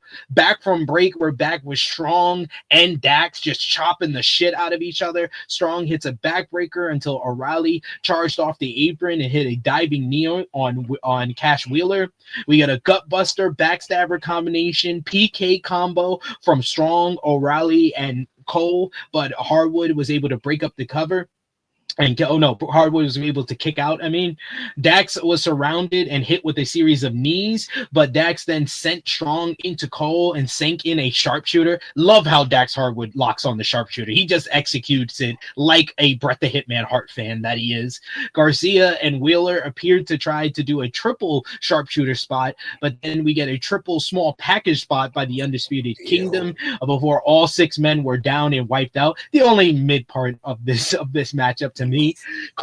Cole and Garcia tagged in and started acting like they were longtime rivals as they came into the center of the ring and had a slugfest. Garcia took out Strong with a big boot. He turned to Cole and turned him inside out with a lariat. Strong was caught in a sharpshooter once again, but O'Reilly comes in and starts kneeing Dax, who no-sells it as he keeps on the sharpshooter. O'Reilly sinks in a guillotine on Dax, but then Cash Wheeler comes in and applies an abdominal stretch to Kyle O'Reilly. All 4 men are tied up. It looks like Garcia is going to try for a power driver, but Cole is able to reverse. The FTR is not able to get out of their separate submissions long enough for Cole to get the jackknife pin for the Flash 1, 2, 3, pinning the TNT champion. Love Garcia's sell of this pin, being like, I just got caught by my own fucking move. Garcia offered a handshake post-match, but once again, like I said before, O'Reilly was a dickhead in this matchup. He kicks away the hand of Garcia. This leads to a shoving matchup between FTR, O'Reilly, and Strong, while Cole and Garcia separated their partners. Strong even spits at Dax. We're told on commentary that this sets up 2 separate matches for this Saturday's Collision, as it will be Daniel Garcia defending the TNT Championship against the man that he suffered the pinfall loss to in this trios match, Adam Cole. And then later on in the show, it was announced that we will get FTR going up against former NXT Tag Team Champions, the Undisputed Kingdoms, Kyle O'Reilly and Roderick Strong. This is going to be 2 really good matches on Collision, because this trios matchup was a fucking blast. Like, once they turned up with that incredible sequence on the ringside area, other than the mid part with the small package sequence, this was a lot of fun to watch. What did you think? Fun match. A lot of chemistry in there. A lot of guys I don't give a fuck about, but a lot of guys with chemistry. In fact, all of them? Oh, shit. Yeah. I don't think there's anybody giving a fuck about this match. But listen, it was fun enough for what it was.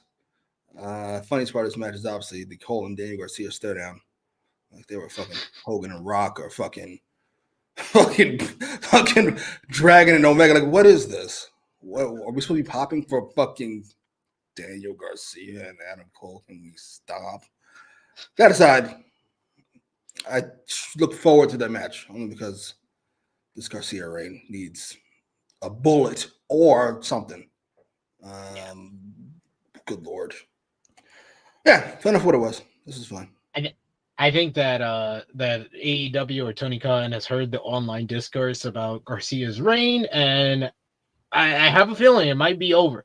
I mean, it already seems over with the fact that it seemed like we were doing all these trios matches and all this stuff with Undisputed Kingdom and Garcia to set up Cole versus Garcia for Revolution, but we're getting it on Saturday's Collision.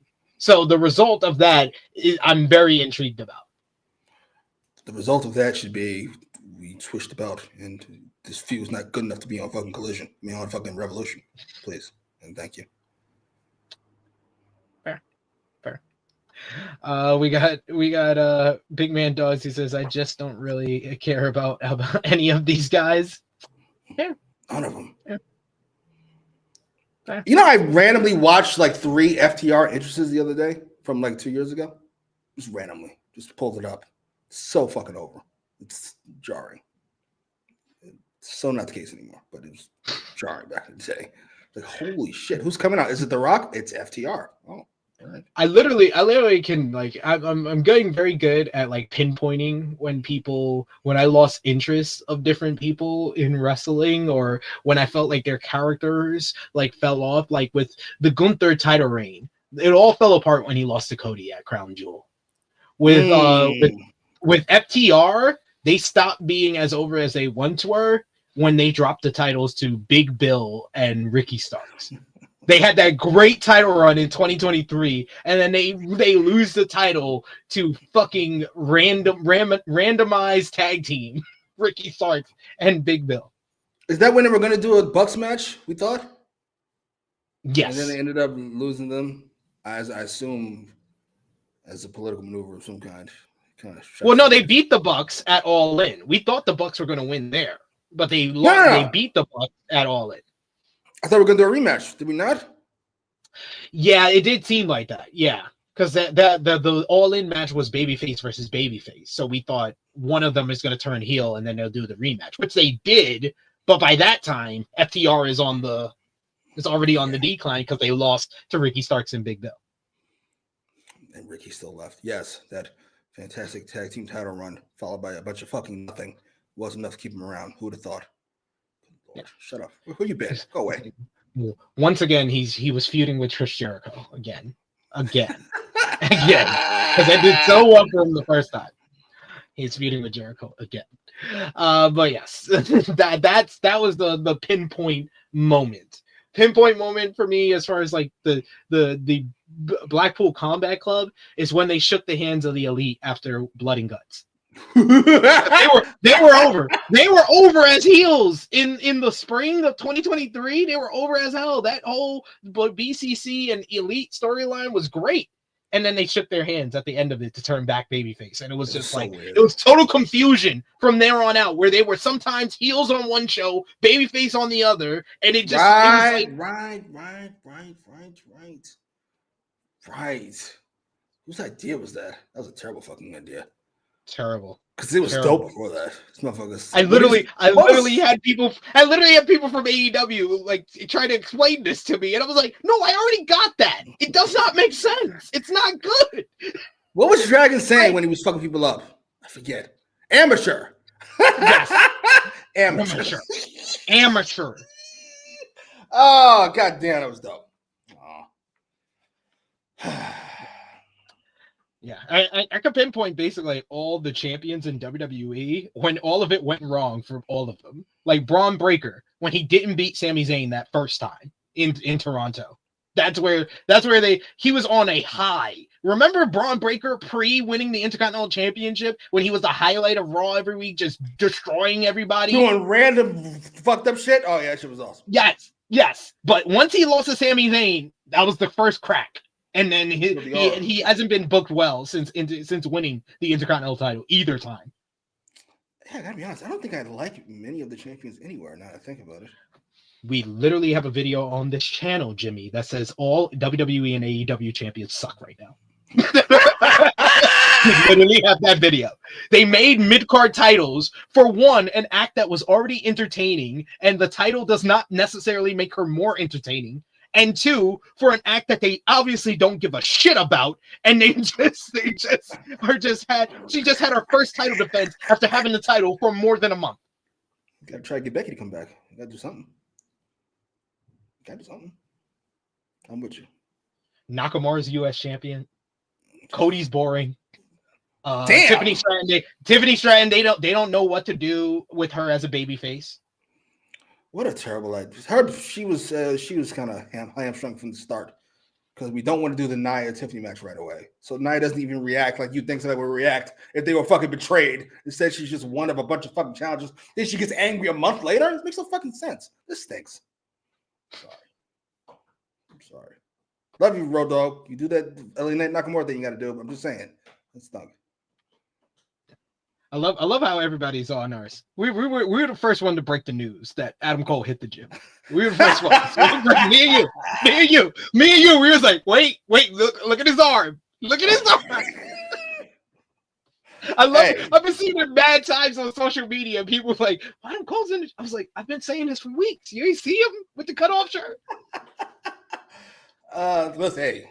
All of a sudden, you go from number 7 guy to number 15 guy to number 21 guy. It's time to start changing something up. Yeah. Good on you, sir. Yeah. Yeah. NXT champion. Yeah. Come on now. NXT is good. Yeah. NXT champions are pretty good. They're the exception to the rule, except Tony D as North American champion. Other than that, they're pretty. And Lexis King as Heritage Cup champion. But the main champions on the show, Stephanie Vicaire, well, Julia's hurt, Oba Femi, so Stephanie and Oba, yeah, they're good. I love that. Julia hurt herself for y'all, and you still don't appreciate it. I love Julia. She did not look good in that 4-way though at Vengeance Day. So, but that's because she's hurt. No. Imagine not. She's got one arm. Oh man, yes. Other than the ones I mentioned, Sage. Let's not forget that Tony D'Angelo is your North American champion, and Lexis King is your Heritage Cup champion. Yeah, Faxium's great. They're the best tag team in NXT. In the best tag team in WWE, honestly. But they're probably getting called up to the main roster and losing to the Hardys as Stand and Deliver. Jesus. They should go to SmackDown. That tag team division, while nobody in the audience cares, it's a great division. Yeah. I've said this before. They have to work like 10 times harder than everybody else on the roster to get a reaction because this company told you tag team wrestling doesn't matter for a decade. I mean, they told you wrestling doesn't matter. How many great matches did Andrade and fucking Miller put on? Only to come out to silence the very next week. Like, the match didn't even happen. Every week, they would have a great match and then have to work just as hard the next week to get the same reaction. You know what they should have done, by the way? I said this. I don't know if I said this at the time. They should have put them together afterwards. Yes. Should have did the angle. Should have been like Sheamus and Cesaro. Oh, I did say that. I didn't say Sheamus and Cesaro because I wasn't watching it. But Angle and Benoit. Oh yeah, Angle and Benoit was a good shot. Good shot. But yeah, here we are. Here we are, folks. But yeah, next up, you get Claudio Castagnoli was walking backstage when he is attacked from behind by Adam Copley, who bursts into the camera shot. They brawl into the arena in the ringside area. Then Wheeler Yuta shows up and attacks Cope from behind, allowing Claudio to send Cope into the steel steps. Marina Shafir then shows up. She's watching on for a bit. Cope is thrown into the ring where Claudio hits him with the chair shot to the back repeatedly until Yuta wanted to Pillmanize his neck, but Claudio waved him off, and he instead wants to do a concerto. But that little opening, it led to a distraction as Switchblade Jay White's music hit. Yeah, buddy. That's what I was like, yeah, let's go. Let's make this better. The distraction allowed Cope to grab one of the steel chairs. He gets in a few shots before spearing Claudio Castagnoli. Marina Shafir hops on his back, but he spuns her off right in time for Willie Yuta to charge in with a Psycho knee and hit Marina Shafir. And then we get this perfect shot, Jimmy. This perfect picture. Yo, my God. Yo, Switchblade unintentionally marked me out. I popped so much for this camera shot of him smiling. Like he's still such an evil bastard for a babyface. I love it. That's so White gets lays out Yuta with the Blade Runner as Claudio was placed face first on a steel chair and given a concerto by Cope. Cope basically going ham on Claudio, hits him with a second concerto. White holds off John Moxley with the steel chair. He's watching on helplessly over the barricade. Then Cope, he's taking it even further. He looks like he's setting up Marina Shafir for the concerto as well. But before he was about to do it, out comes Willow Nightingale's music. It hits and she walks out to the ring. She gets the chair given to her by Cope, and she is the one who delivers the concerto to Marina Shafir. I was like, oh, that's awesome. That's awesome. That's what it needed, Shafir. We didn't need Cope basically trying to murder a woman, but Willow getting her revenge. We needed Willow to get her revenge. That's what we needed here. That was great. Moxley was left horrified, fitting considering that there was a Moxley Fears Willow sign right beside him in the crowd. Cope and Nightingale stand tall. This was a very good to great segment. I thought it was a great segment. I thought it was the first genuine great Death Rider segment since Wrestle Dream, since October. With the baby faces finally looking strong over the Death Riders, and Moxley's numbers have begun to dwindle. We did see later in the show Willow, Cope, and Switchblade watching the Marina Shafir and Claudio Castagnoli being strapped into their gurneys in the ambulance, and they banged the back of the door to let it go off as they watched on, very pleased with their actions. I love this. This is probably my favorite Death Rider segment since the ending of Wrestle Dream. You keep that picture up if you like. While I babble. Good Lord. All right, never mind. Take it or this picture.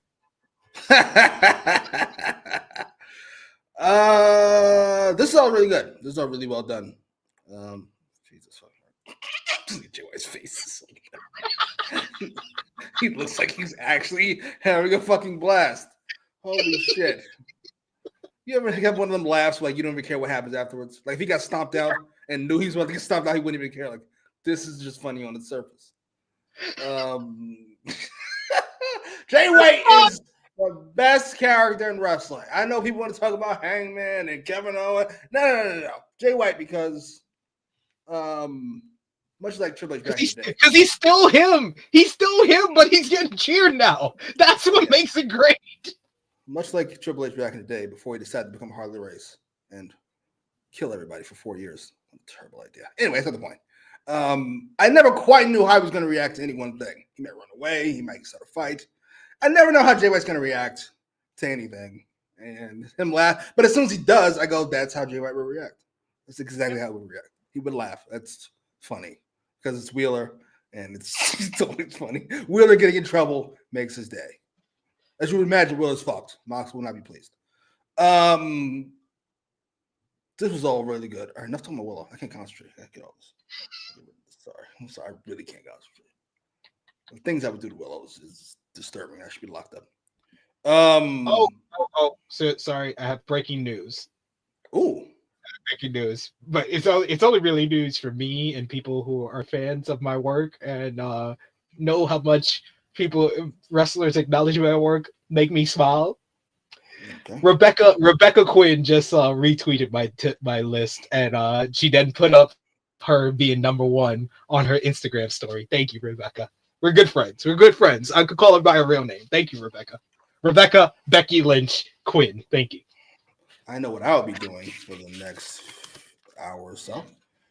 Be looking up old AEW rambles so I can send it to Becky about how she's not as big of a star as fucking Mercedes. What? Good Lord.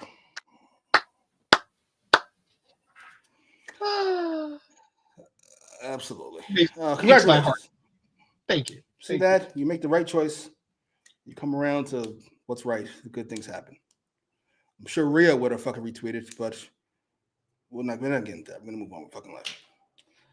See, this is why I want us to hit our goal. We need 6 more super chats because next week, not only will we do Q&A, I will leave Jimmy the open forum to rip apart my list. We'll look at my list. I can't rip apart your list. We'll allow Jimmy to rip it apart. I can't rip apart your list. It's a fucking perfect list up until the end. It's shocking. It looks like somebody had a stroke at number 9. It's like 4.5 stars. It's 9 out of 10. 4.99 stars.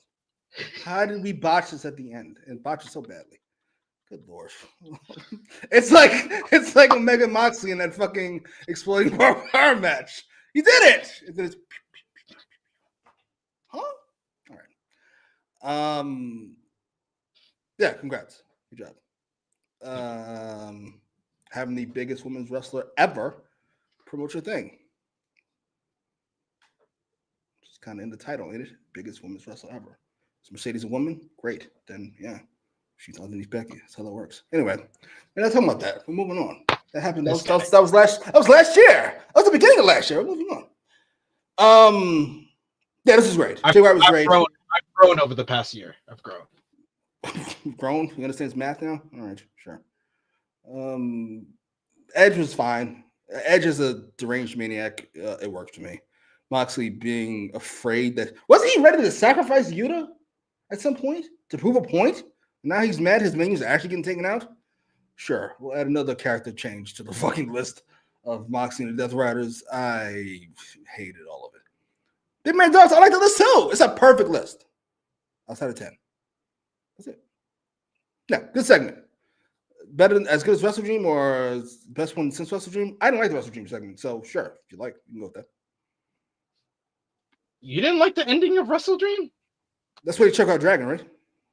Yeah, when they murder Dragon.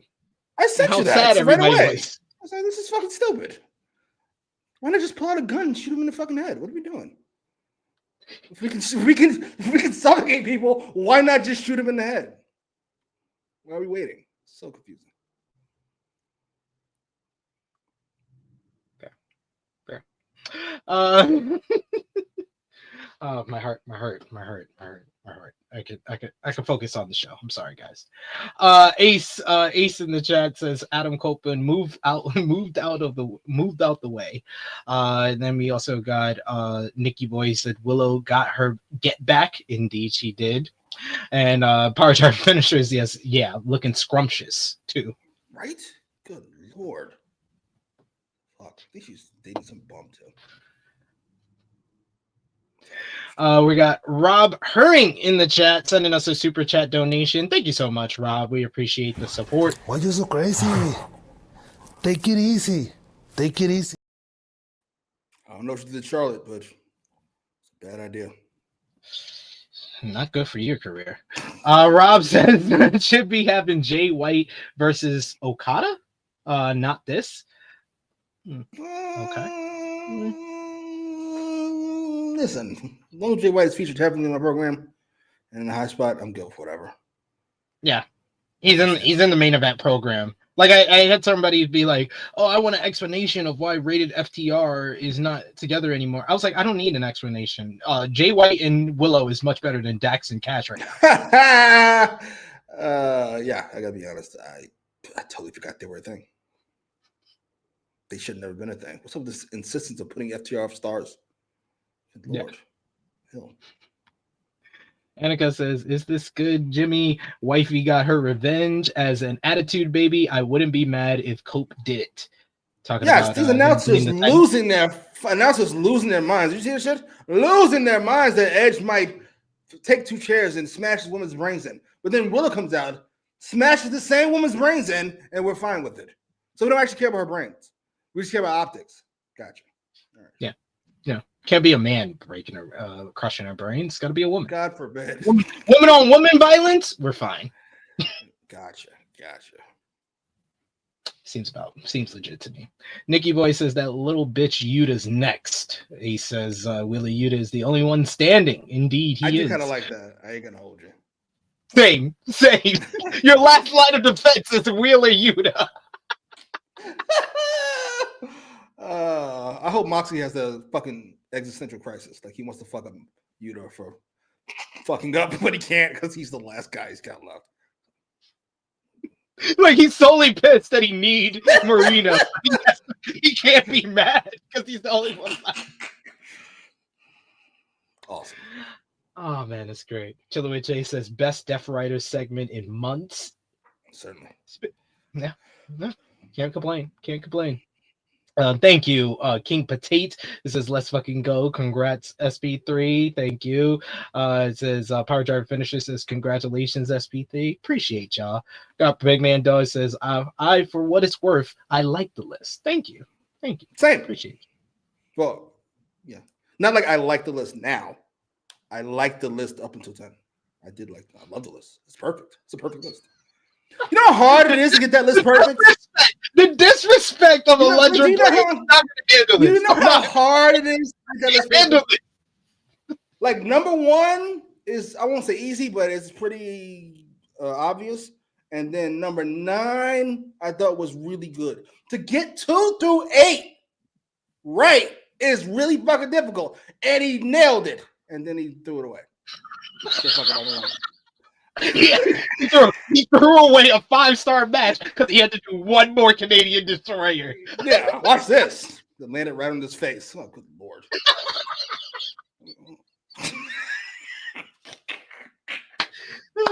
This is why I love my friends. I said this when Jeremy was trying to like soft bury me. I was like, you know who's really gonna bury me? Check out AEWramble today. Jimmy Macram.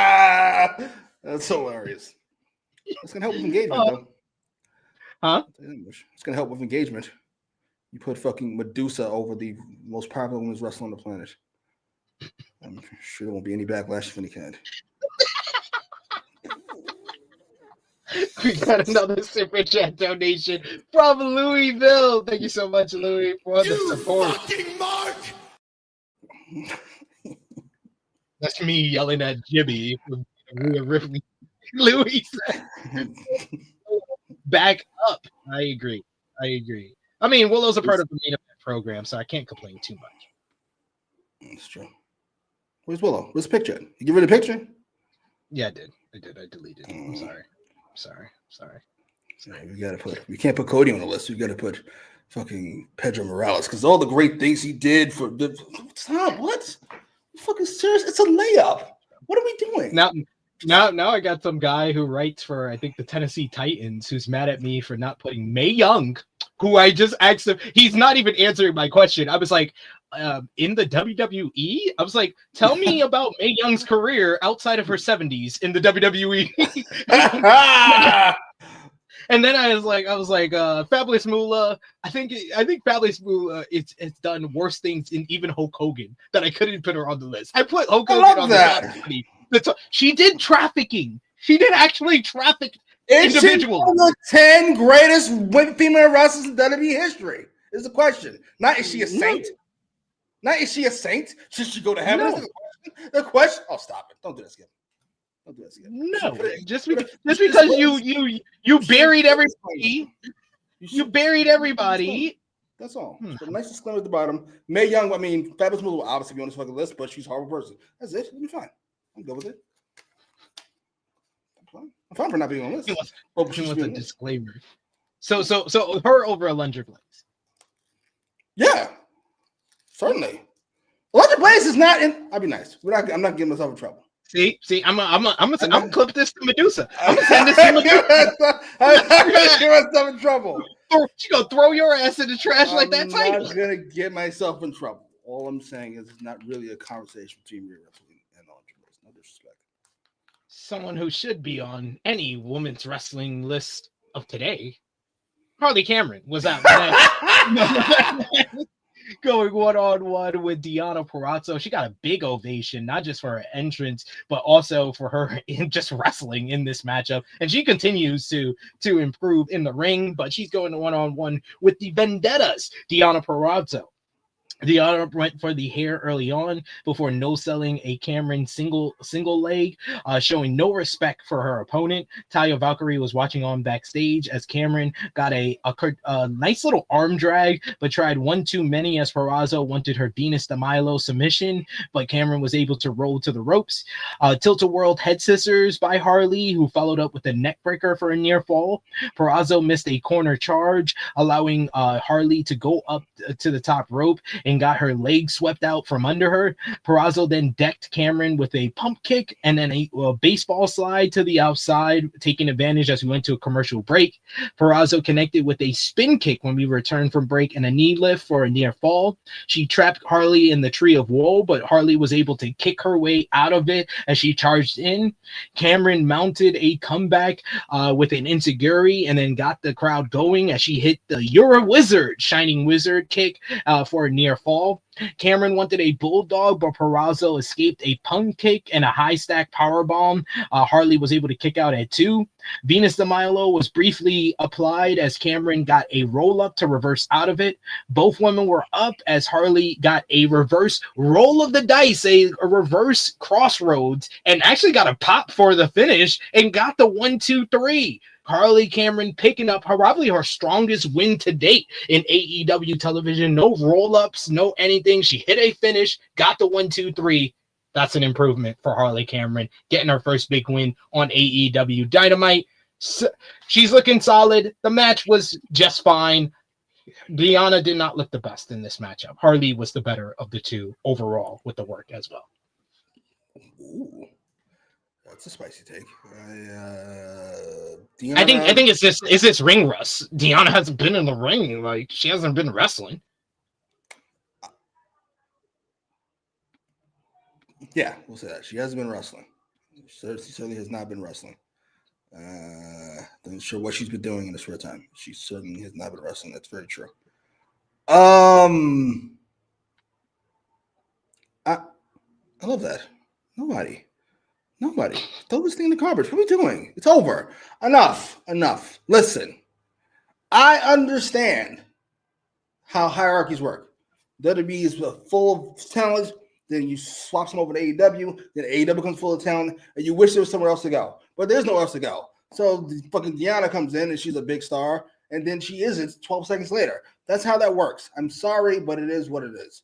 She's not top 5 women. She's not top 10 women in the company, probably. I'm sorry. What? It doesn't, though. It's life. It's life. Sorry.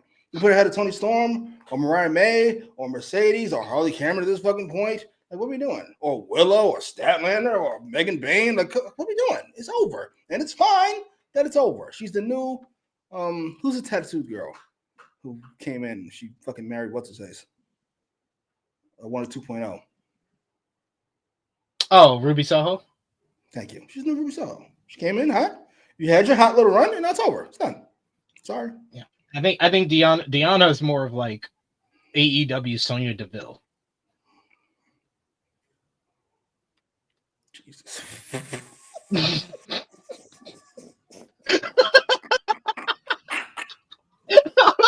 I broke Jimmy on that. I saw her get released, and then I saw somebody was like, "How could they release somebody who's great in the ring and great on the mic?" I was like, "Who are we talking about? Who was that? Who's great on the mic? What? How can they do this in Natalia? It's like, how can you not? We have talent here, and I'm sorry. There's not no space for you. I don't even know what to tell you. It's what it is. Listen, bring up Harley. I'm glad she got the win. I will say Deanna might have had pout face about how things were going to go, and I can't be mad at her having pout face, but yeah, sorry. That's the right call. It just is. Sorry. Yeah. What else are they supposed to do? You want them to put you against someone else? Go to Collision. If you're going to be on Dynamite, you're probably going to take a job.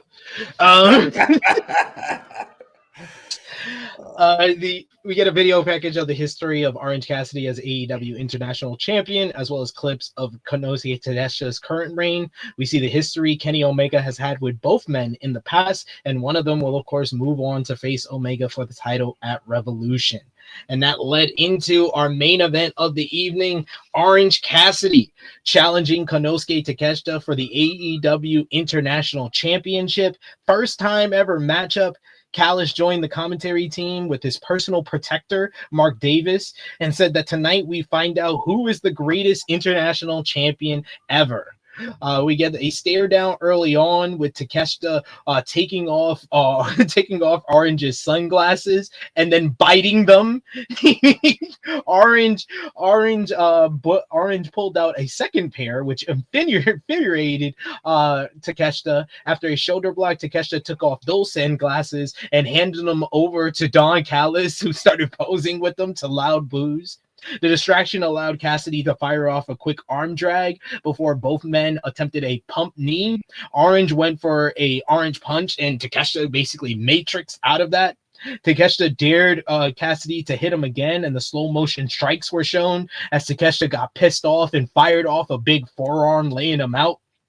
Cassidy answered with some little kicks again, being ramped up in the corner as Takeshita no-sold and tried a suplex from the apron back inside, but referee Bryce Rensworth backed Takeshita off for a rope choke.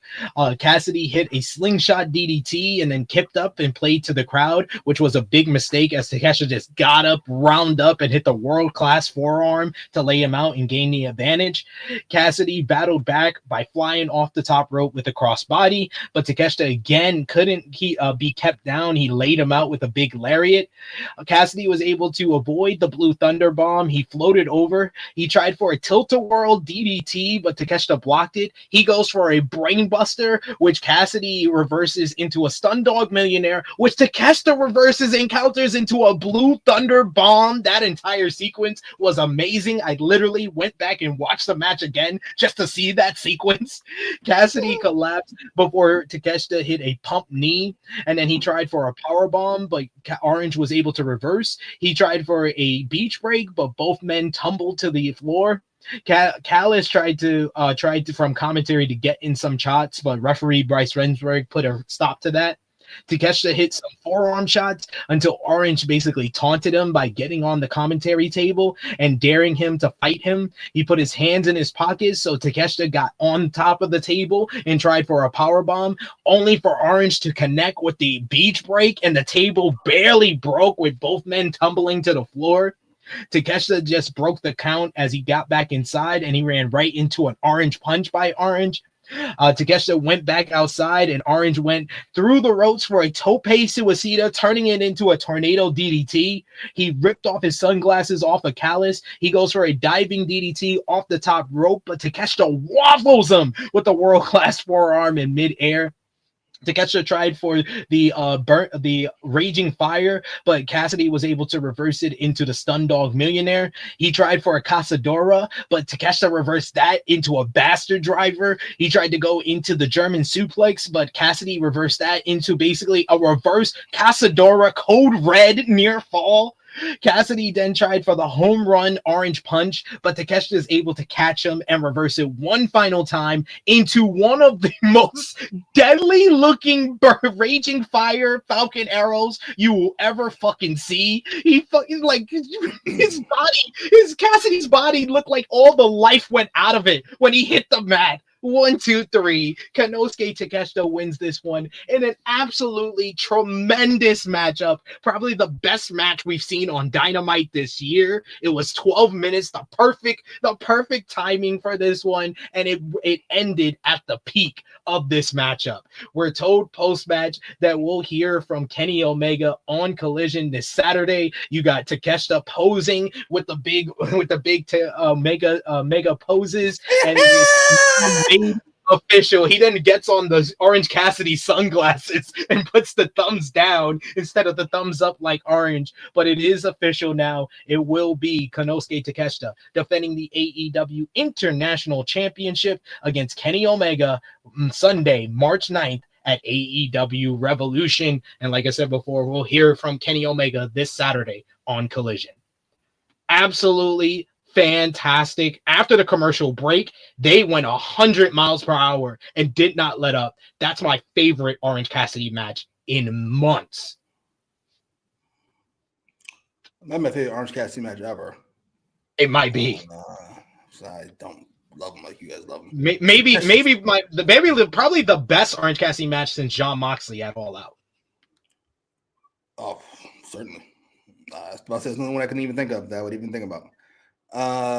This is great. This is really well done. Takeshita, it's nice to see him on Dynamite defending his title. That's what I thought we would be getting when he won this fucking thing. It's the whole fucking point of winning the thing. But whatever, it's happening now. Just in time for him to lose it. Good job.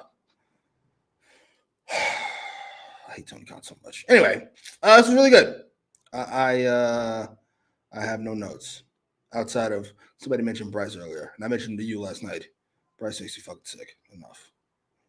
All in the camera, all on the records. What are you, Tony Khan? Are you Triple H? Get the fuck out of here. You're fucking referee. Beat it. Good Lord. Ugh. Sorry. Yeah, it's really well done. Now, was it completely worthless? Yes. But it was a great match. And it filled 10 minutes of TV time. That's a win. Yeah. Give us a great main event. Gave us the best Dynamite match of the year so far. So I did complain about it last week that it made no sense to do this championship series, but we got a great match out of it. So not that offended. Not as offended as it was last week. That's all. You were sticking up for this idea. No, I wasn't sticking up for the idea. I said the idea was stupid and unnecessary. I actually said that in the post. Hey man, you're fucking up the vibes. I was like, if you already, he literally posted him complaining about it last week. I was like, so why are we complaining about it now? In my post. 2 plus 2 is 2 plus 2 is 4 today. It's 4 tomorrow. And it'll be 4 next week. I don't care that I said it was 4. It's still 4. I'm with you, whoever your name is. People fucking. This is with anybody who complains about AEW. I'm with anybody who complains about shit that makes no sense. Sorry, I'm big on that. There we go. But you got Big Man says, imagine putting the international title on Takeshita and not having him wrestle. Insanity. He wants to it everywhere but AEW TV. He has like 9 defenses, and I think like 4 of them have been in AEW. When did he win the belt? October. Jesus, he had 9 defenses. That's fucking 3 pay-per-views and then 6 Dynamites we should have gotten. That's fucking heinous. It's fucking heinous. Good Lord. Oh man, great stuff. But yes, that was a tremendous matchup and a very good show of Dynamite. So let us know in the comments, in the live chat, if you're with us live. Give us your match of the night, your MVP, your LVP, whether you gave the show a thumbs up, thumbs down, thumbs in the middle, and out of 10, what did you give the show? For me and Jimmy, for the February 26, 2025 edition of AEW Dynamite in 3, 2, 1. Thumbs up across the board from both of us. Out of 10, what did you give the show, Jimmy? I'm going to go 8. I think it's my second 8 in a row. I did do 7.75 last week. It's not important. This is really good. There's nothing outside of Mercedes and Billy Starks bothered me. Even the tag match, which I thought was not great, didn't bother me. It was mostly painless. A couple of great matches, a couple of great segments, and Jay White laughing wins. Wins all around. I don't know who's gonna get MVP. Jay White's laugh, Willow, or like Ricochet. Like that's tough. But yeah, I agree with you. I will give it an 8 out of 10. Another really good show in a run of really good shows for AEW heading into a Revolution. Who was your match of the night? I think it's easy. It's Takeshita and OC. Yeah, man, with relative ease. Your main what was your MVP for the show? Shit.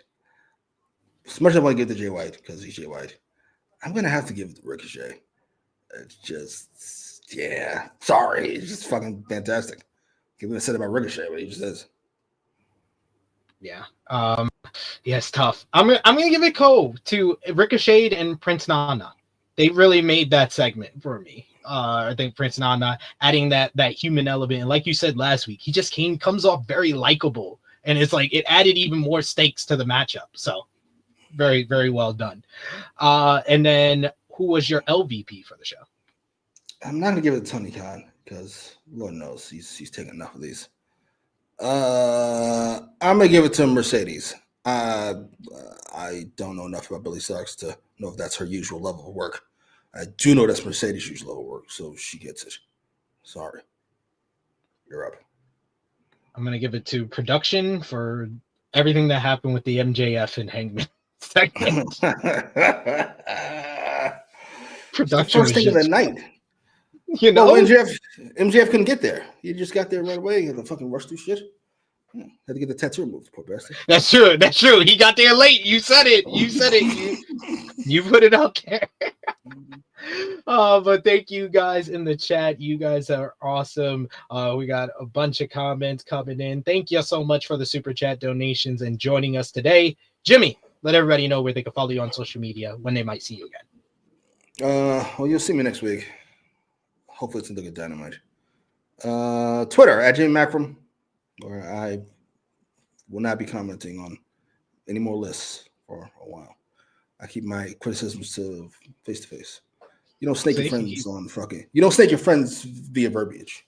You do it on visually. See, that's why I respect you. That's why I respect you. And we didn't hit our super chat goal, so we might not do the Q&A next week, but we'll see if we can hit that goal next week, and then maybe we'll do it one after, or we'll do one the following week. We shall see. But thank you guys in the chat. We got Ace, who gives the MVP to Ricochet and Jay White. Big Man Dog says Mercedes, and that whole segment was LVP. Annika says Christopher Daniels. Sure, the camera's in front of you. We got an honorable mention MVP to Willow.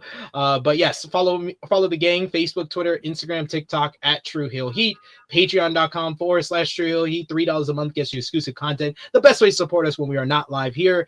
I will be live tomorrow, 1:05 p.m. Eastern time, with our NJPW 53rd anniversary preview with myself, Jay News, and Sanal. So join us for that. You got the True Heel Heat flagship podcast. We'll have an Elimination Chamber watch party on Saturday, as well as our Elimination Chamber review on Sunday. So join us for that.